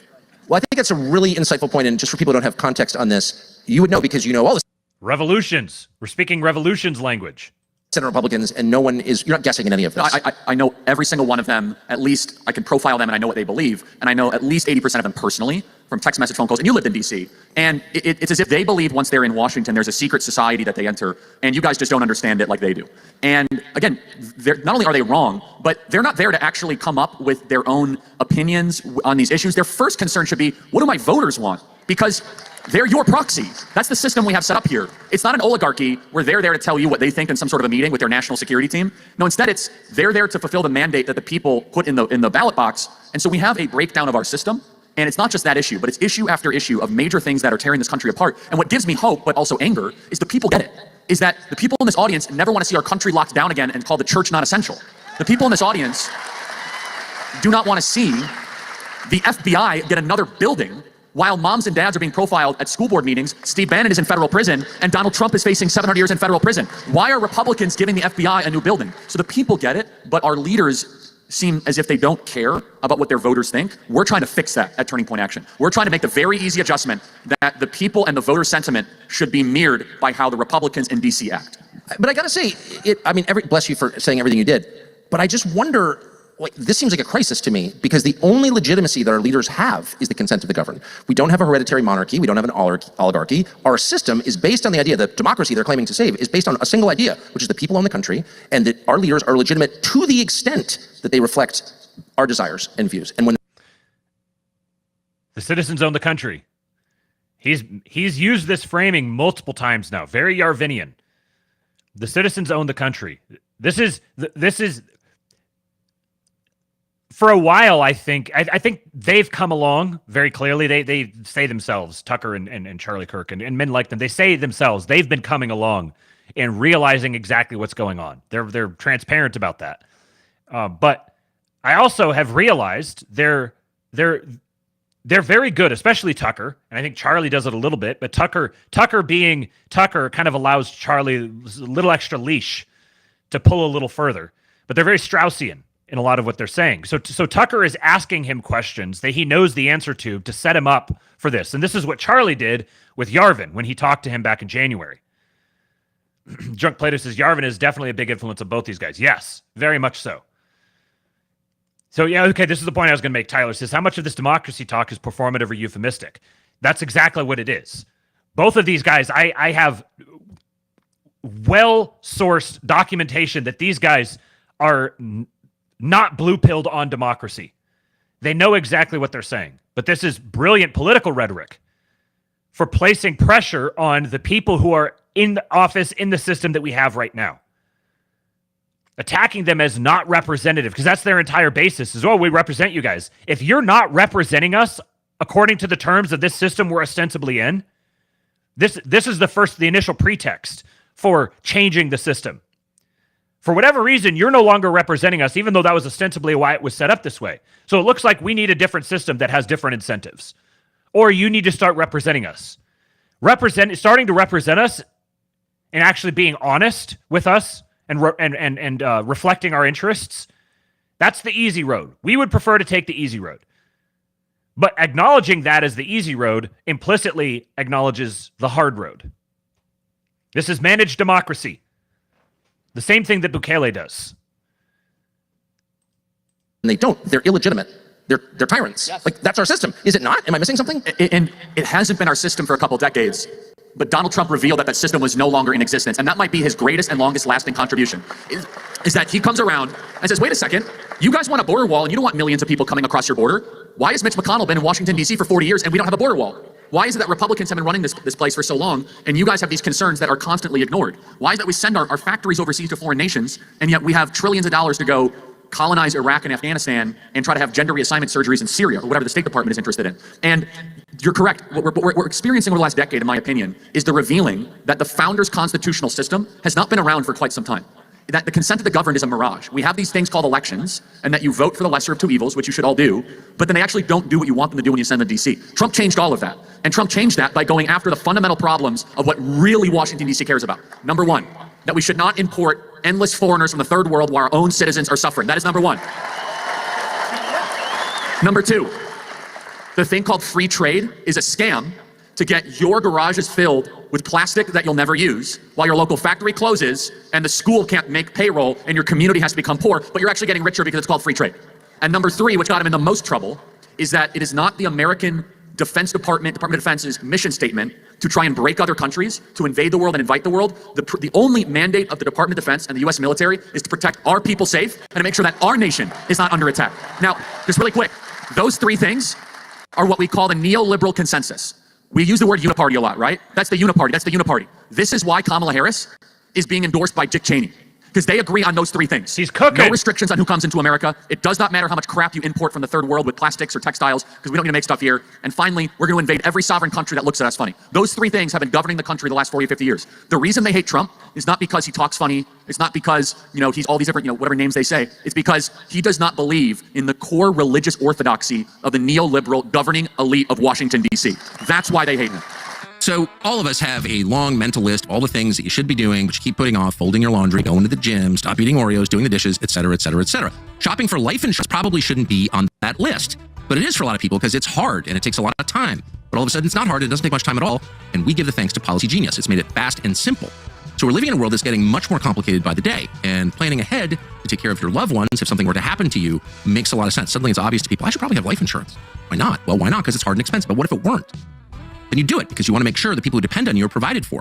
You want them to inherit your debts, for example. That won't do much for your memory. So with Policy Genius, you can find life insurance policies that start at just $292 per year for $1 million of coverage. Some options even offer same-day approval, and you don't have to go through endless medical exams to get them. Policy Genius lets you compare quotes from America's top insurers in just a few clicks to find the lowest price.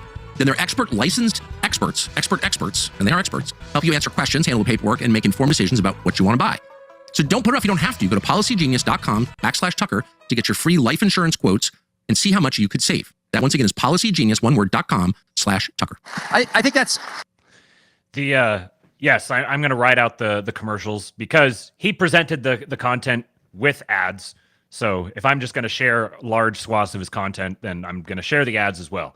If there is a quibble that I have with Tucker, it's that he needs to get better advertisers. He needs some of our guys need to start getting our products hawked by Tucker, because some of the stuff that he shares is just like, he's still got the, he's new to the podcast world, so he's like, hey, we get podcast advertisers, all right, so and only the biggest companies are going to be able to pay the rates that he's going to be charging. So it's kind of let's get Tucker advertising some of our guys' stuff and not like Policy Genius and ExpressVPN and what have you. Anyways, we'll continue.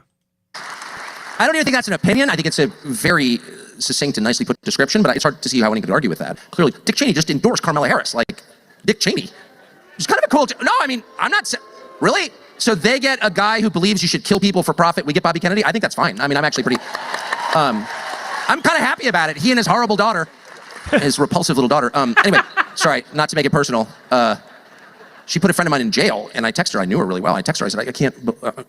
examine your conscience, Liz. She never spoke to me again, but I meant it. She has no conscience. But okay, so let's just get specific really quick. I love what you said. I love it when Tucker gets catty because he's very catty. Liz, his repulsive little daughter. On the question, we'll just pick one. Well, pick it because I can't say this enough, on the brink of nuclear exchange. People I know who know a lot about this are very afraid right now, this evening. September 13th, 2024. So I'm upset about it. How do we get here? Well, we got here not because Republicans are like, no, really, the border of some Eastern European country I can't find is much more important than the border at Laredo. No, we got here because our ruling class decided that this was the most important adventure going. And then we have a leadership change in the Republican Party, and Mike Johnson from Louisiana, who I knew was like sort of a normal person, comes in and announces within like a week that his top priority is funding for Ukraine. And I called him and I was like, what? And he did not give me a straight answer. I don't know the answer. How does a guy like Mike Johnson, who always seemed like a nice guy to me, how does he wind up buying into a lie like that that has no connection to the preference of the actual American public and it could get our country destroyed? How did he get there? Yeah, and look, I have a similar relationship with Mike Johnson. I give him grace, then I get really mad, and then I give him grace, and then I get really mad. And he forgives actually amazingly well when I call him out and I say that he's destroying the country. So I have to give him credit for that. What set me off with Mike Johnson? There are so many things, I don't know. When he as a lawyer voted to say that the FBI doesn't need to get a warrant to spy on us as American citizens, that drove me crazy. When even I'm sure they won't abuse it. The Biden administration just put Tulsi Gabbard on the terror watch list.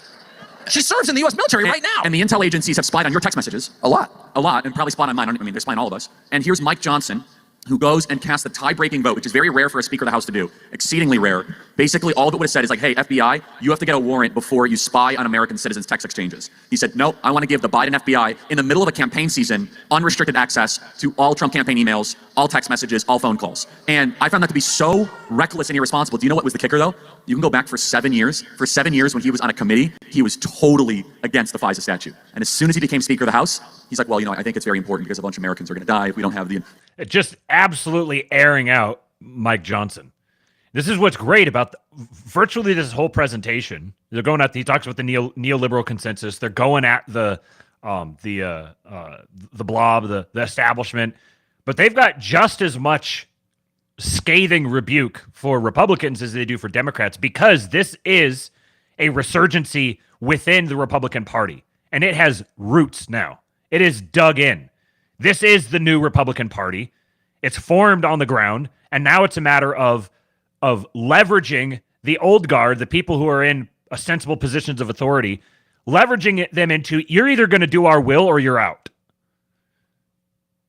The warrants, and we don't have all this. But therein lies the mystery, and it's a sincere mystery. And I even asked him, like, you seem nice. When did you become a monster? And, people are not self-aware enough to give clear answers to questions like that. But when did you become a monster?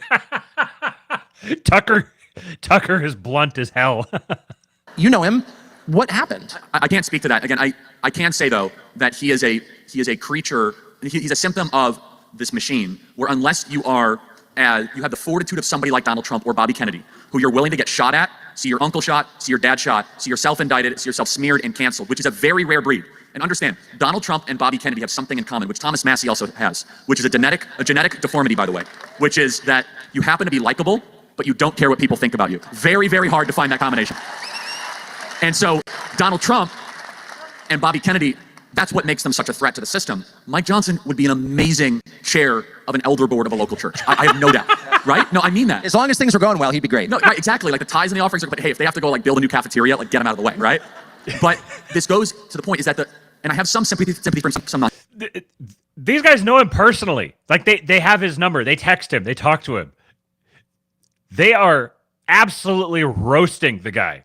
And one thing I enjoy about this conversation and someone listening to Tucker is he lets you get to see behind the curtain just a little bit. Like, you know, he's texting Liz Cheney. He calls up Mike Johnson.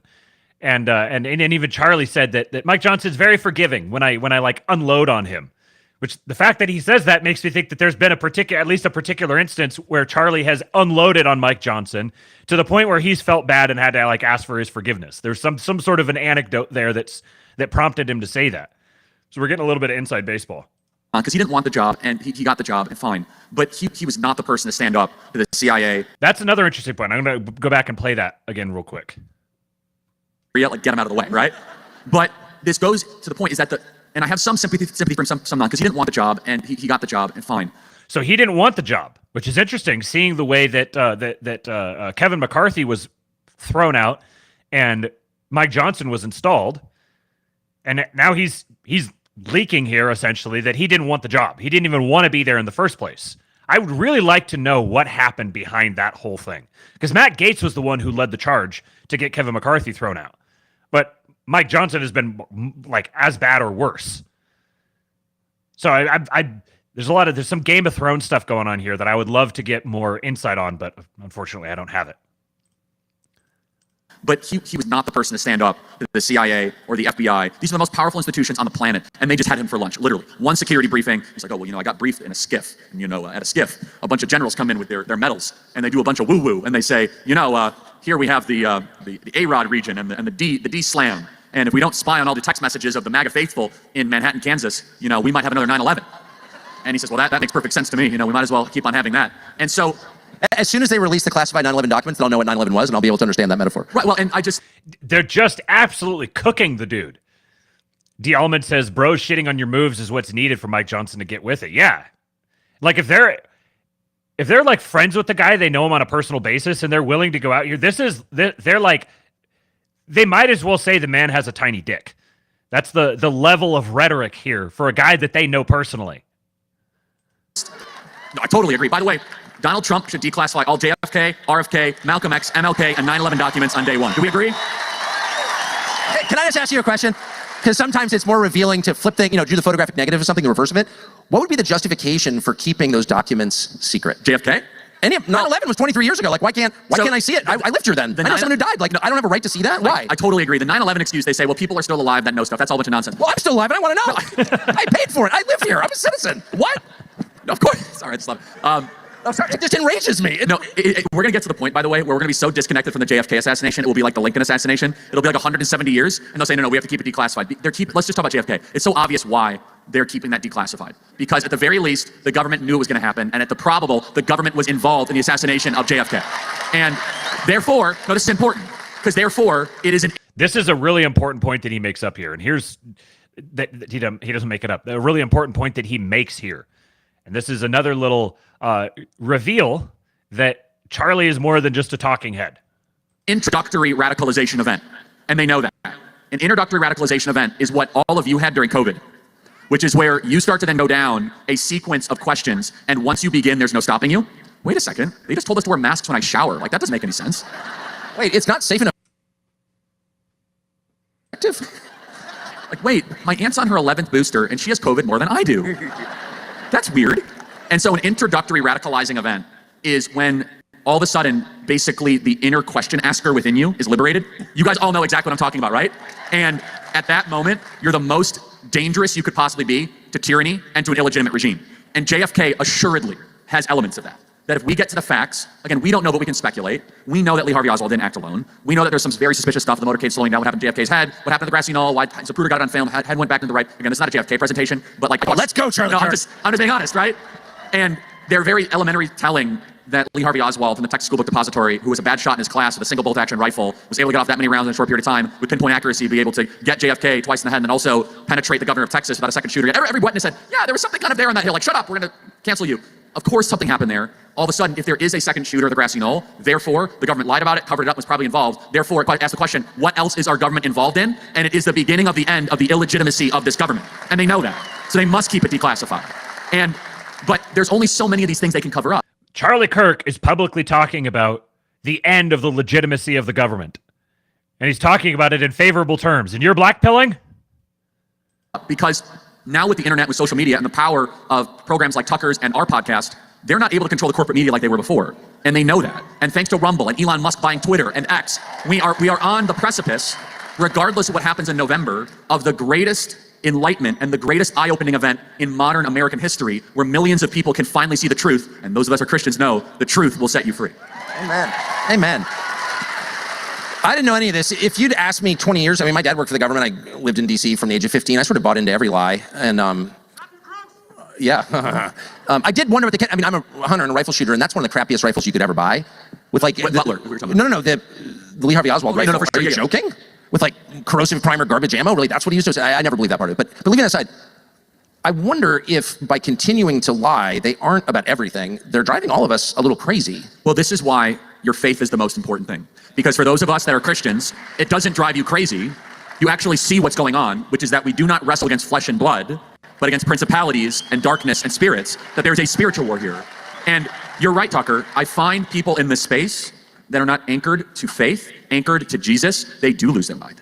Because there is no rational or reasonable explanation for what the country is doing to itself or what we are experiencing. But if you then see and you know that there is a God and we are not him, that there is an entire dimension of angels and demons and spirits that are constantly struggling around us, and that there is a supernatural dimension, as you mentioned, all of a sudden, that doesn't make sense. It does not make any rational sense to shut down your schools so you can sacrifice the kids so the elderly can live. That makes no sense whatsoever. It makes no sense whatsoever to keep your marijuana dispensaries open and your alcohol shops open, but the church not essential.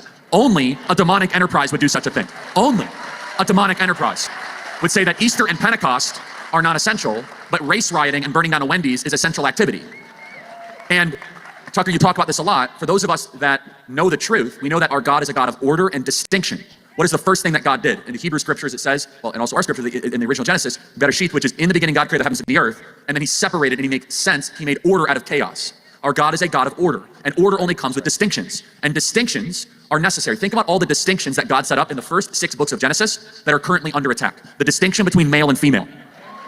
The distinction between man and nature. The distinction between the holy and the profane. The distinction between good and evil. The distinction between infant and adult.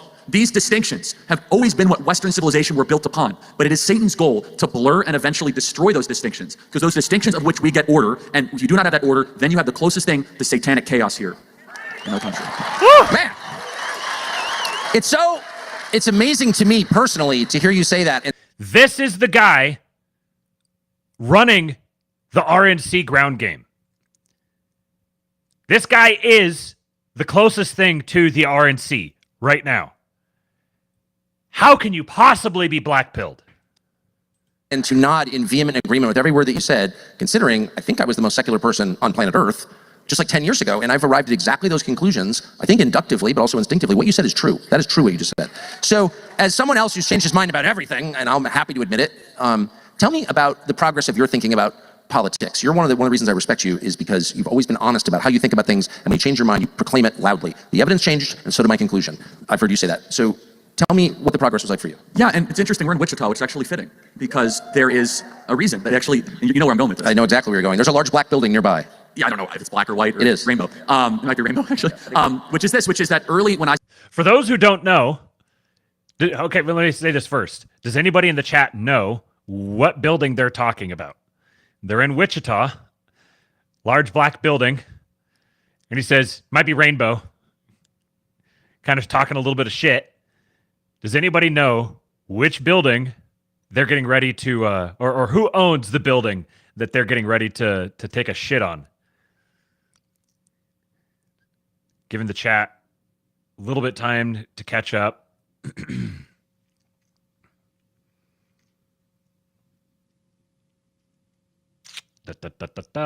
While I wait for you guys to respond, Lee. Andrew says, is it too soon to say the right finally has competent elites? No. The right absolutely has competent elites. 100%. Josh Ham says, in one of Tucker's monologues, Tucker says that Chuck Dirk got started in 2016 by being Trump Jr.'s assistant. His degree is in the Bible, whatever that means. Chuck Dirk has been red-pilled. Yes, he has. There you go, Josh. Coke Bros. Coke Industries is there in Wichita. That's who they're talking about here. I got my start in the conservative movement in 2012, 13, 14, 15. Hyper-libertarian forces had taken over the conservative movement. Now, I'm very libertarian on certain things. I'm libertarian on free speech, on privacy issues. I'm libertarian on guns, right? I'm libertarian on certain things. However, the kind of libertarianization of the conservative movement was actually not good for us. It was not good for us to stop caring about the nuclear family. It was not good for us all of a sudden say that borders don't matter and that America is just an idea and it's an experiment. I fell for that crap for a couple of years. In 2015, 16, 17, again, I'm not trying to pick on any sort of thing here in Wichita, but billions of dollars have flowed out of the city into the conservative movement to try to make us less conservative and more liberal in the conservative movement. That's a fact, okay? It is a fact. And I think it's a tragedy, actually. And I credit Donald Trump for waking me up. Because Donald Trump, I never got angry at the time. I wasn't angry. I never got unsettled about when Donald Trump would insult a reporter or do the Rosie O'Donnell thing. Do you know what always made me unsettled? When Donald Trump would bluntly ask a question that I didn't have a good answer to. When Donald Trump would say, and why are we bringing in people from around the world that hate us? And I'd say, well, according to the macroeconomic theory as espoused by F.A. Hayek and von Mises, if you look at the curve, you have a steady flow of people coming from other countries, then their economic efficiency and output is actually outweighed, and therefore a good thing. It's like, what am I saying to myself? It's called rationalization. And what Trump was able to do is he never went through that nonsensical abstraction like exercise. Because Donald Trump at his best is someone that has always been so focused on the real and the immediate. Job sites, construction sites, the muscular class, building real things. Donald Trump has never been worried about like the platonic idea of love. Like that is not Donald Trump's thing. Do we all agree with that, right? And he went light on the Plato in college. And that's fine. Sure. That's right. And I'm not, but people say, oh, Donald Trump is dumb. No, Donald Trump is wise. And he does not get credit for being wise. Wise is the knowledge of things that do not change. Wise is the knowledge of things that do not change. Tiny Face Man is out here just dropping heaters left and right. They've cooked the Cheneys. Now they're roasting the libertarians. Everyone's getting spit roasted tonight. So Donald Trump loves the country. He comes along, and he's like, the country that I love is being abused, and it's become a dumping ground for the third world. It is actively being looted. This is bad. And at the time, I wasn't that becoming the dumping ground for the third world. Huh? Forceful against the opposition, but I remember like privately being like, oh, he doesn't understand the economic theory behind all this. And the more I was challenged and questioned, I didn't have a good answer to that. And so it made me start to ask the question, what do I really value? Do I value economic theory, or do I value my family and my fellow countrymen? Like, do I value a bumper sticker that says that, you know, I don't know, whatever stupid libertarian bumper sticker that was around, 5 or 6 years ago, like live and let live? Or do I value children that should not be subjected to drag queen story hour at their local library? Like, which one is it actually? And then I've always been a Christian and connect the dots. And I gotta be honest, Tucker, you were the one that radicalized me more than anybody else the last 5 to 10 years. Do you guys agree? Because then Tucker would go on his Fox show and would just start asking the same questions. And would have guests that would ask the questions. And they'd always attack Tucker. Oh, he's just asking questions. But isn't that what the pursuit of truth is all about? Isn't that what Christ our Lord did? And if you don't have good answers to simple questions, maybe you're not that deep. Maybe you've overthought yourself into some sort of word salad and you can't answer in a beautiful and a crisp way because you're actually not that deep and you're not protecting things that are good and that are true and everlasting and divine and eternal. And so for me, especially 2017, 18, 19, where I said some really stupid stuff, it really made me go on this journey. And then when I met my wife and we got married and have children, all of a sudden I said, that's my mission statement. It's not about trying to defend democracy in Haiti. My mission statement is my children. My mission statement is to make sure my kids can be raised in a healthy, safe, clean, and orderly country and not have to worry about some foreigner that's been imported from the third world that is going to commit violence against them, that they're going to have to compete against them to buy a home, that they're going to have to compete against them to get a job. And so my mission statement changed from something that was distant and very, very far away in the clouds to what is immediate. And those of us that are conservatives, we must understand, and Tucker hit it in his opening address, it is easy and it is simple and tempting to say that you're fighting climate change. It's hard to raise good kids. Oh my God. Okay. 105.51. The quality going in and out is driving me crazy. So I'm going to refresh, see if this improves. It's easy to say you're fighting climate change. It's hard to raise good kids. Oh, wow. I almost freaking nailed it. And then I screwed it up. Back to 1.5.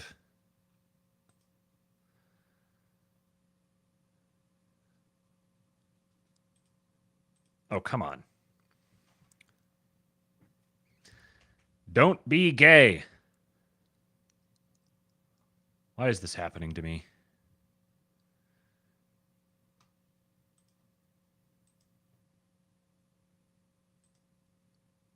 I've got fiber internet.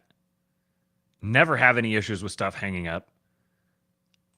But now it's happening. The stream is still up, right? Yeah, it looks like it. Excellent connection. All right, let's give her a refresh again.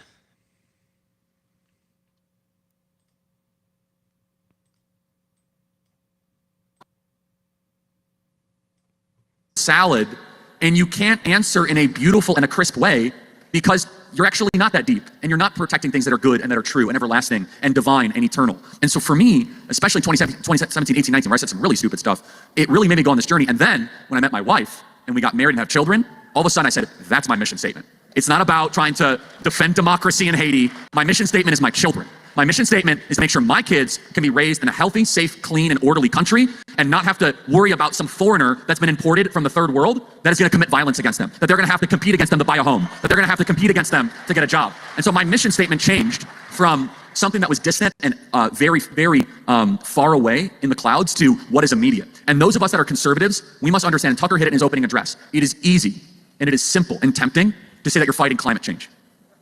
It's hard to raise good kids. And the people who want to fight climate change, they tend to not put any of their energy towards raising good people. Well, totally. I mean, no, I love it. I love everything that you're saying. And I just always think to myself, I never articulate it, but I think a lot of things I don't articulate. As my wife always says, you need to understand the beauty of the unexpressed thought. But I often think when I'm getting a moral lecture from one of, somebody in charge, which is the one thing they're really good at, is immediately seizing the moral high ground. People who have no basis for moral certainty seize the moral high ground and start lecturing you like you're a bad person. But I always think to myself, why don't you, let's just start with the basics. Why don't you make the same woman happy for 30 years and get back to me? Okay? Why don't we start there? Have you done that? Have you made the same woman happy for 30 years? I don't think you're capable of that, actually. I also don't think you could change a tire. So why don't you shut up? So yeah, because all that matters are the things that really matter. And by the way, this whole system is created, and I mean the economic system, in which Joe Biden voters own 70% of the nation's wealth and the useful people own 30%. The whole system is set up to... Joe Biden voters versus useful people. Wealth and the useful people own 30%. The whole system is set up to give money and prestige to useless people who in a fair society would be screwed because they can't do anything. And that's the truth. So all the things you actually need in life are provided by a really small number of people who are also the worst paid. So I'm just throwing this out there, and I don't mean any offense to the Kochs, but I actually think that we could get by a week in this country without private equity. I just think we could. I think we could survive. I think we could do that if we all banded together. Do you know what I mean? Or like the payday loan people. I think we'd probably make it without them. But we couldn't make it without like farmers, people who grow the food, or who fix the cars, or paint the houses, or plumb the bathrooms. Like all the useful people are despised, and the totally useless people are deified. So it's like, how long could you live? If DEI consultants were eliminated tomorrow, would your kids come to you and say, Dad, I can't make another day without a DEI consultant? Or school counselors. I don't know what to do. I don't have a school counselor. Some heavy-set, middle-aged lady pushing transgenderism on my kids. I don't know how we can exist without that. And the truth is, we'd be not only fine, but much improved. And yet they somehow have all the money and all the moral authority. And they're writing pieces in the Atlantic about how you're evil because you don't want to live next to the people who just got here illegally. Like, sorry. The most interesting and newsworthy television show of the year is coming here to TCN. We are not bragging. That's actually true. So our longtime producer Justin Wells and a team have been embedded, with no publicity at all, with Donald Trump on the campaign trail for months. They're the only crew capturing what is going on the campaign, in real time, intimately. They're with Trump as he campaigns for the presidency across the country, and they've shot some amazing footage that shows you what it's really like in there. So if you're a member, you will soon be able to get this docu-series covering the historic campaign, the fall of Joe Biden, never before seen footage from the assassination attempt at the Butler Township, Pennsylvania Trump rally, and a lot more. It's going to pull back the curtain completely. They are embedded inside the campaign. I can't wait to see it personally. But to get it first, go to TuckerCarlson.com, become a member. The greatest television event of the year. We're proud to offer it.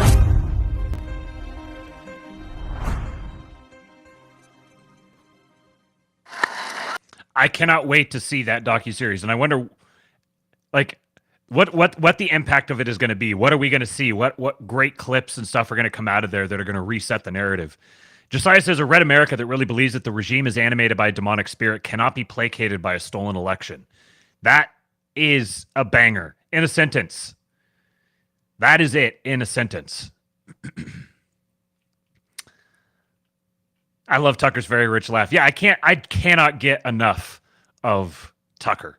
Just the most entertaining person alive. I guess maybe next to Trump himself, but he's just so good.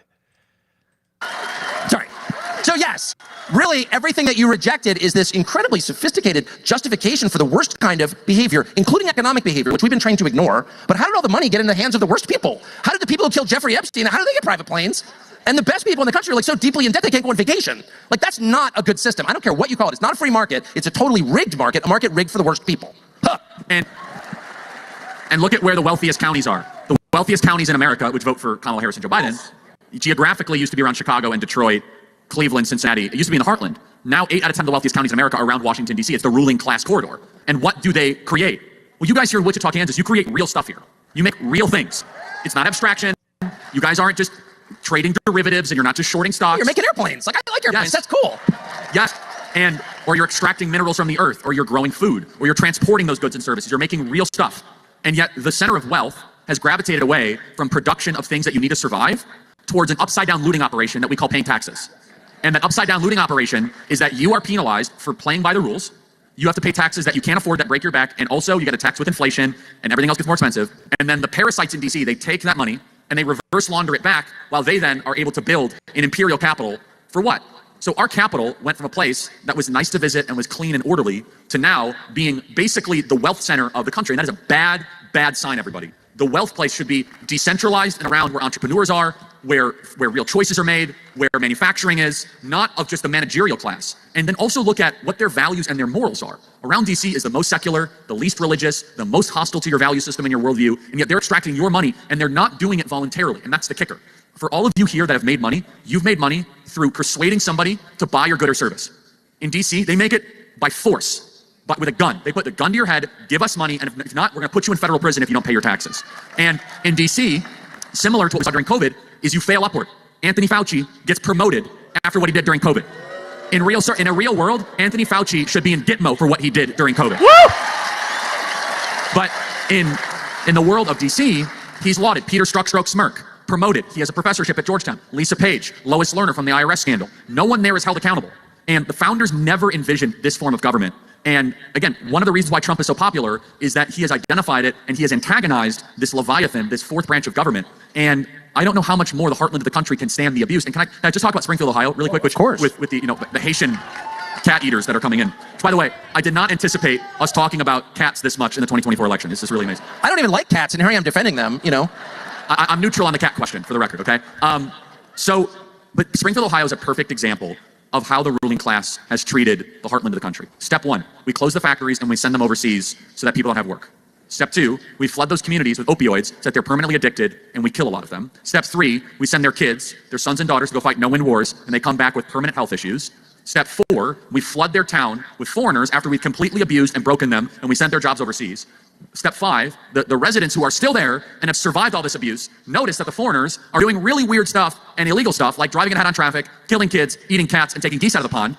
And then we call the people that are still there in Springfield racist after their factories have closed and their sons died in Iraq and they're addicted to opioids and their local schools being overrun by Haitians, but they're racist for noticing that their home is turning into Port-au-Prince. And you wonder why Donald Trump's poll numbers don't go down. You wonder why so many people wear that red MAGA hat in Springfield, Ohio. Because he is the only lifeline that these people have. He is the only hope that they have. The only person that does not insult them or talk down to them and wants to lead a rebellion and yes, a revenge campaign against the people that have done this to them and destroyed their home. Amen. It's not only is it homicidal, which... Do you guys get it now? Do you guys get that we have a base Charlie Kirk? This is why I couldn't just pick out like segments from this. It's just banger after banger after banger after banger. It is. The Sacklers are still billionaires, by the way. Their names are still in the buildings at Harvard. But it's insulting, and that's what I kind of can't take. I live in a very rural area. Our waterfowl season starts really soon. I got a call from a friend of mine yesterday. It's just interesting to see people's different takes on news stories. He's not against Haitians. He doesn't know where Haiti is. But he's like, and I've shot geese my whole life, I'll just say. Plans to do it again in a few weeks. And he goes, if I shot a goose without a license, the game warden would haul me off. How do these people show up to our country, they kill the geese, and don't have to buy a license? I mean, it's a different way of thinking about it. But his takeaway was the same. And by the way, I just want to say, I don't think they're eating the geese. I think they're sacrificing. I mean, they're coming from a country where witchcraft is the dominant religion. That's a fact. And anyone who denies it hasn't actually been to the country, as I have, or doesn't know anything about it. That's a fact. I don't think we should import people who practice witchcraft. I think that should be illegal. I'm sorry. It's my country. I don't want witchcraft here. Fair? Oh, shut up. I don't care what you call me. No witchcraft, because it's real. But what I notice most is the hatred that leaders have for the country. It's hatred. You watch them as they die, you don't care. You lecture them. Our senile president screamed at Americans who dared to complain about the disappearing geese today. You're racists. This is an attack on a group. No, it's not. Don't treat me with contempt. Giving people who come here illegally cell phones, housing vouchers, free plane tickets.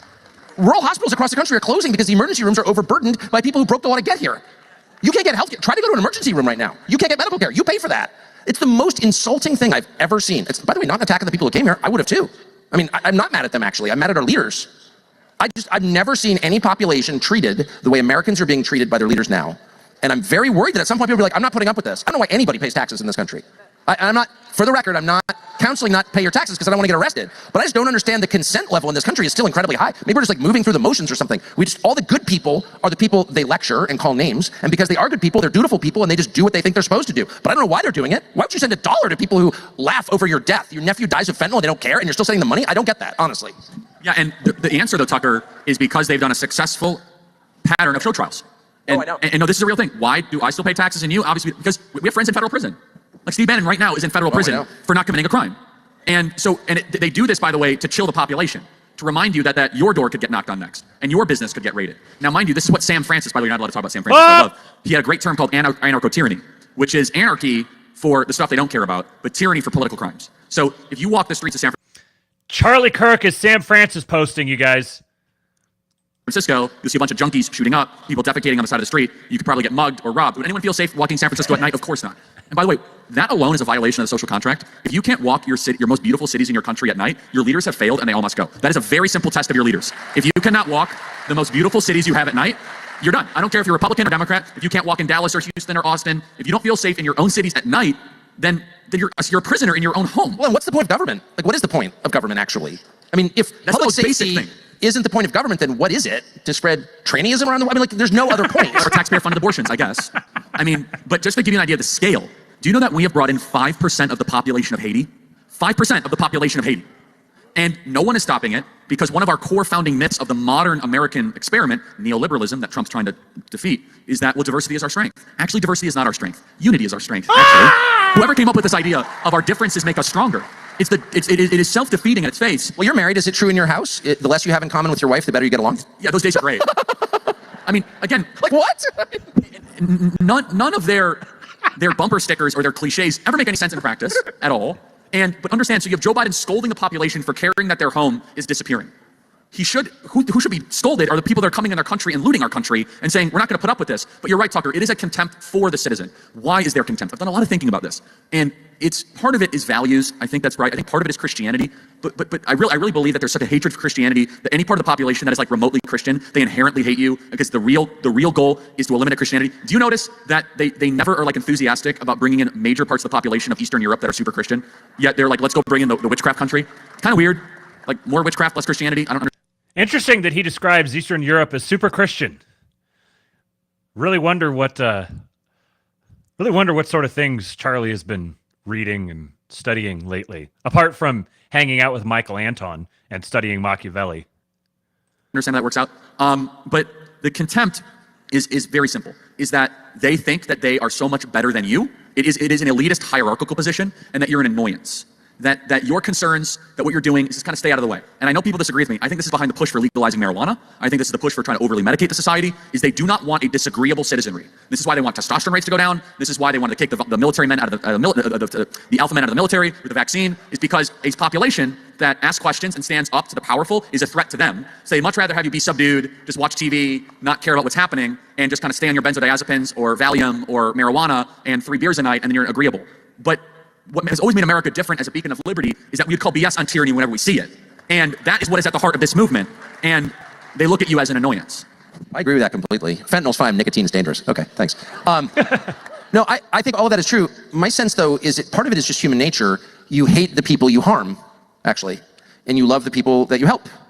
And if you've ever wronged somebody, or for example, if you're in an argument with someone you love, and that person is being a little crazy, okay, you're not as bothered by it.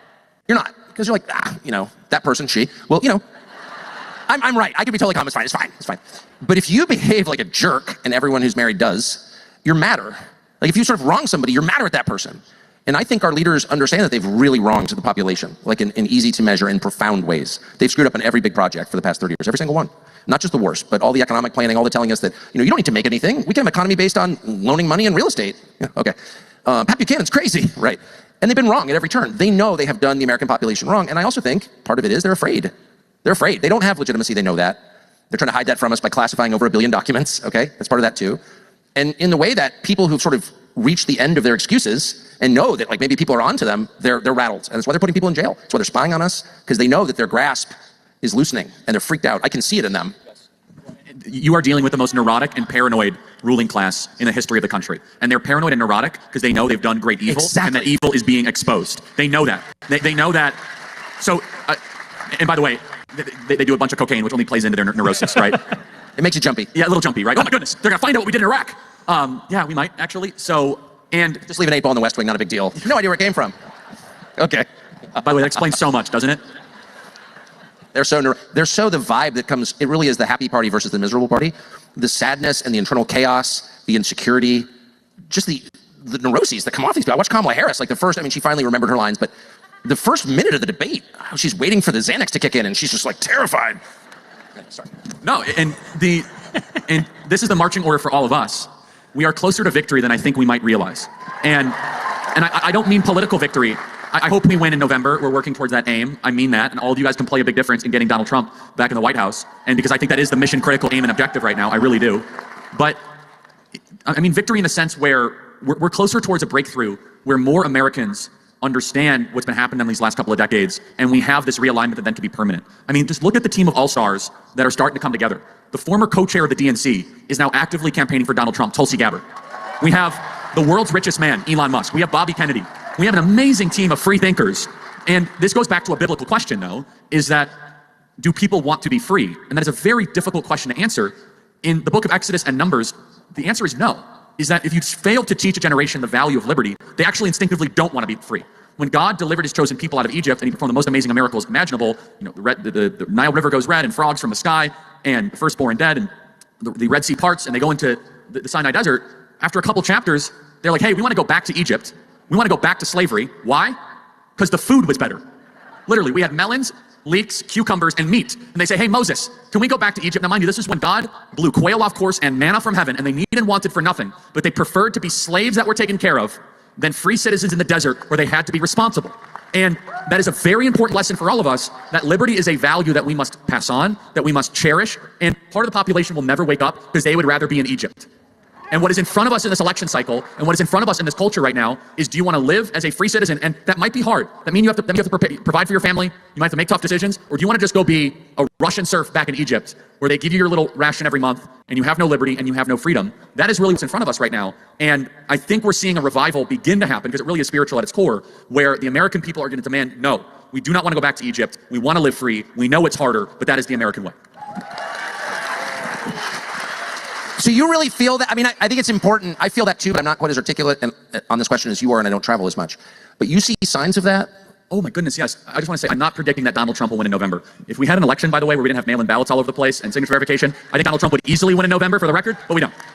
Tucker, when we go to college campuses, I was at Kansas State today, by the way. I will tell you, they didn't treat us very well, so you guys got to call them up and say, they were worse than Boulder and Madison, by the way. I'm not here to talk about that. But is that true? Very liberal administration. We had an outdoor event. In the state of Kansas? Yeah, we had 2,000 kids there, and we had a permit for amplification, and it ended at 1, and usually campuses let us go over 1. Okay, you have 2,000 kids, not a big deal. I was literally in Boulder this week. Administration was like, it's fine. You guys are having a good time. You know, I was in Madison, it's fine. In Manhattan, Kansas, the minute that we hit the end of our permit, they started like pulling out plugs. You got to turn off all the mics. Never seen anything like this. Insane. So, for those of you that are alum of Kansas State, you should contact them and stop giving money to Kansas State. Pull your donations from Kansas State. Okay, so, no, I'm not kidding. Do not fund schools that treat conservatives this way. And by the way, you could say, why is it that CU Boulder, which is like Leningrad, treated Charlie Kirk better than Kansas State? Great talking point. But when we do these events, Tucker, on campus, we cannot find rooms big enough to fit all the students that want to attend our on-campus events. We cannot find physical spaces to fit all the students that want to come to our events. Gen Z men are the most conservative that men have been in 50 years. 50 years. And I also see young and old of people that are starting to shed their prior affiliations. Republican, Democrat mean nothing. And they're starting to get down to first principles. And I mean, we do every day. Anyone watch the Charlie Kirk show, by the way? Anyone? Thank you guys, really means a lot. And I have to stay ahead of the audience. How informed the average listener and viewer is. Have you noticed this, Tucker? The depth. I don't solicit feedback. I don't want to be embarrassed. Yeah, but they are actively correcting me. If I get a date wrong, if I get a name wrong, email like, Charlie, you should know better than that. You got, and I love that because that means that the learning is a two-way street, and that I really believe, and I learned this from Dr. Larry Arnn from Hillsdale College. He said, Charlie, we will not save the country. By the way, Hillsdale is America's greatest college. Can we all agree? It really is. He said, we will not save the country until we get the citizenry to want to prioritize learning, because you cannot have liberty without learning. And I don't mean liberty like public school learning. I mean, hey, instead of watching the 9th NFL football game that weekend, turn it off and listen to an audiobook. Read the Gulag Archipelago. Read 1984. Read Brave New World. Go deeper. The regime hates an informed population. They hate that you guys know what's going on. They despise when you know history. Because if you know history, you know their next moves. Oh, I've noticed it. Oh, hey, Tucker, have you gotten any trouble for talking about history? I mean, look, my only point is, I have a ton of opinions. Probably most of them are wrong. But one opinion I know is right is that free inquiry is the basis of a free society. And you have to be able to ask any question. And I have a lot of children, so I know that there is a stage right around 4 or 5 when there are too many questions to bear. But why? But why? But why? You still have to put up with it. Anybody telling you not to ask questions is a threat to you. That's one of the darkest things, the most revealing things you can say, I think. And by the way, anyone who doesn't allow you to ask a question doesn't consider you a human being. Because free people, human beings, can ask any question they want. They can have any opinion they want. They can say out loud whatever they want. Only slaves have to shut up. So it's very revealing of their attitude toward the population that they won't allow it. But I agree with you. If you don't know what happened in the past, how do you have any clue what's going to happen in the future? And I see a desire, and Tucker, I know you'll agree with me. If you want to get some hope, the growth of long-form podcasting is a sign that the population wants more and deeper content, not shallower and quicker content. The Joe Rogans, the Tucker Carlsons, the Matt Welshes, the fact that the population is going away from cable news and going towards conversations with more nuance and texture and complexity, that is a harbinger for revival. Well, I keep a list of everyone who's very upset by that. And not because I plan to punish them anyway. I'm never going to punish anybody. I don't really believe in that, actually.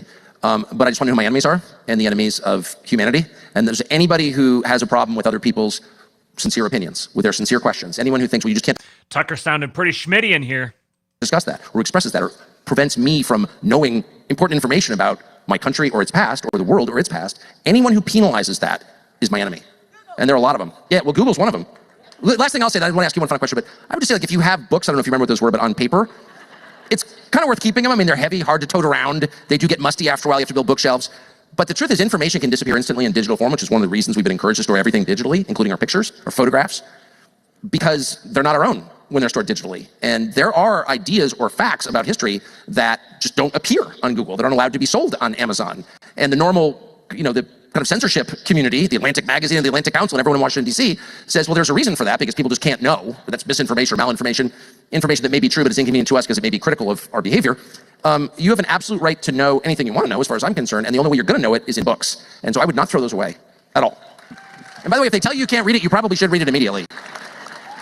I'm also a big believer in having kids be raised in a home where there are libraries where they see physical books around. And I'm a big believer, it's a statement to kids that you take learning seriously, that old things are important, that not everything is digital. And I have a whole thing. I try to read the Bible every day. I can't stand reading a digital Bible unless I absolutely have to. I like reading from a physical Bible, no distractions, no pings, no dings, no phone calls, no tweets, no telegrams. And yeah, that's the other thing, which is if we want to get back to first principles and you want hope, we must put God first in everything that we do and understand that we are nothing here but just for a short instant, a short little glimpse, and we act not out of outcome, but we act out of obedience. What I am doing right now to try to help Trump win and try to do all these things, I have no idea if we'll be successful. So why do you do it, Charlie? It could be rigged. It could be all this. Happy to go into that. I do it because I love God, and we're called by Jesus to love him in everything that we do with our heart and our soul and our strength and our mind. And God cares deeply about the type of society that we live in, and it's not God's heart anywhere for us to live in tyranny. Jeremiah 29:7, demand the welfare of the nation that you are in because your welfare is tied to your nation's welfare. Psalm 97:10, let those of you who love God hate evil. We are called to go into the public square and to contest for those who cannot fight for themselves, to fight for liberty. And liberty is God's idea, not man's idea.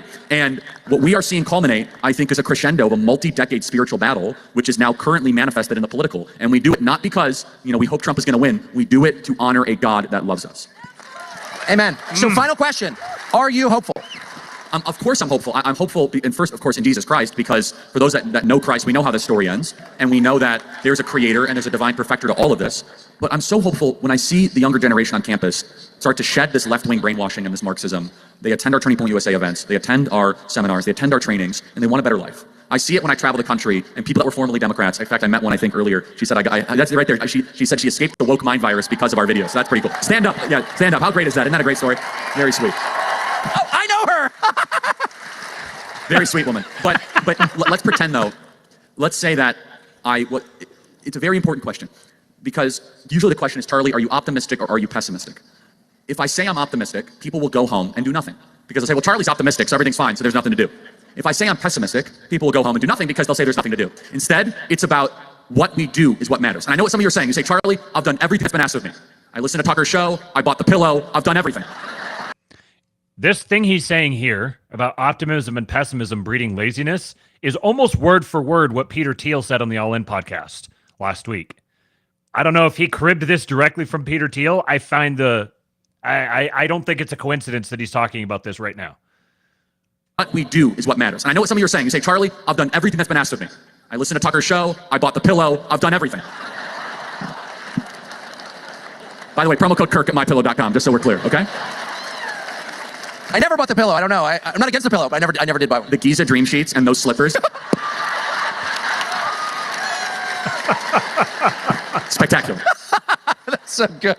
Everybody, it's more than just getting a reverse mortgage on your home. It's more than buying Relief Factor. It's about getting into the arena. And what does that mean? It means if you are actively not being criticized, canceled, smeared, or slandered, you are a spectator, not a participant. We will save this country when all of us are participants in this fight. That means that you guys can sign up and take vacation time and come to Arizona to go chase ballots for Donald Trump. We will put you to work. This means you guys can write letters to swing voters in key states, pleading for them to make the right decision. This means educating your kids, homeschooling your kids, and taking them out of government schools. This means that you're gonna feed your kids and grandkids healthy food and not that highly processed garbage that is currently being put down by the big ag companies. This means you're gonna learn every single week and prioritize it. This means you are going to be an active citizen. And as we said it earlier, an active, informed, thoughtful, deep, and faithful citizen is the greatest threat to a tyrannical regime. And in that, Tucker, I have hope. Amen. Charlie Kirk, ladies and gentlemen, thank you.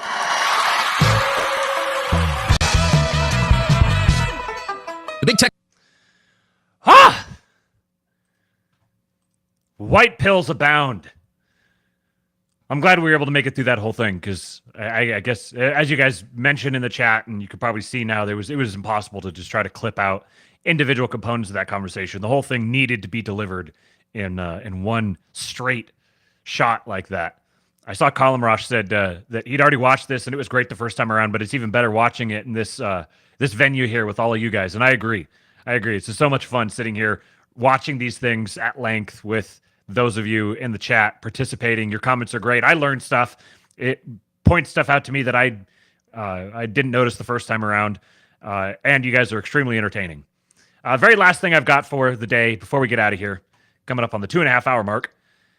This fantastic video from Greg Bonson. Memory Eternal. So the context here is, as predicted, a proposed CN overture for PCAGA. Therefore, be it resolved that the 52nd PCA General Assembly erect and convene an ad interim study committee on Christian nationalism to study the relationship between Christian nationalism, theonomic reconstructionism, and similar viewpoints deemed necessary by the committee. Further, the committee shall advise on whether these viewpoints and formulations are in conformity with the state system of doctrine taught in the Westminster Standards or where they may diverge from the system of doctrine. Further, the committee shall write a report that gives pastoral guidance when addressing congregations, new members, and future officers of the PCA. And this video is very, very good. This is what we'll wrap with today.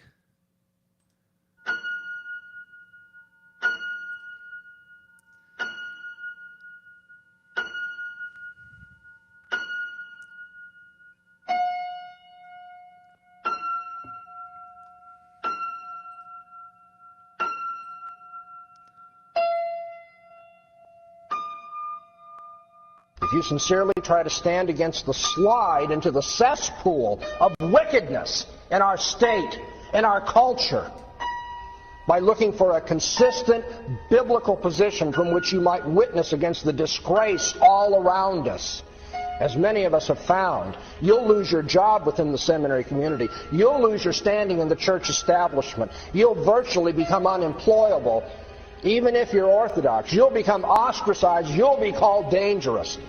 What's wrong with us? That theonomists are dangerous when we have to lock our windows at night? It's crazy, isn't it?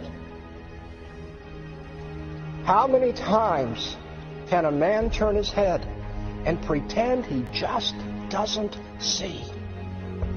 Of all the wicked heresies and threatening movements facing the church in our day, when Westminster Seminary finally organized their faculty to write something in unison, they gave their determined political efforts not to fight socialism, not to fight homosexuality, not abortion, not crime and mayhem in our society, not subjectivism in theology, not dispensationalism, not cultural relativism, not licentiousness, not defection from the New Testament, not defection from the Westminster Confession of Faith, all of which are out there and they could give their legitimate efforts to. Boy, the thing they had to write about was theonomy. How many times can a man turn his head and pretend he doesn't see? How many times can a man turn his head and pretend he doesn't see? Taylor says, I need the link so I could tweet this so MF and hard. Well, as soon as I play Hulk for you guys, I'm going to put together the master thread containing everything that we've watched today on the stream. I appreciate you guys. Thank you for showing up again. I'll be back here tomorrow for another episode of the ASTROLABE. Do me a favor, hit the like button on your way out. We're at 96. Can we get over 100 before I finish the last little bit of housekeeping? Got 136 still watching. At 96, let's get to 100. Follow me on Twitter, at RealKingPill. Join the KingPill Discord, kingpill.com. If you want to help me keep the lights on here, you can go to buymeacoffee.com/kingpilled and throw a little bit of cash my way. Yeah, come back here tomorrow. I think I'm probably going to be going live a little earlier tomorrow because I have a meeting in the afternoon that I need to be done in time for. So keep an eye out for that. Don't get caught lacking. If you join the KingPill Discord, we have the Bell Tower channel in there that will notify you. And I always hit the everyone ping before I go live. So if you're part of the KingPill Discord, you'll always get notified when we're about to go live. Anyways, thank you guys. Appreciate you being here. Oh, $10 super chat from Magoo on the way out. He's got the salute. Thank you, sir. I appreciate it. Appreciate the support. I will see you guys tomorrow. I give you Hulk. They're my hero. And they tried to kill the next president of the United States. Enough was enough. And I said, let Trumpomania run wild, brother. Let Trumpomania rule again. Let Trumpomania make America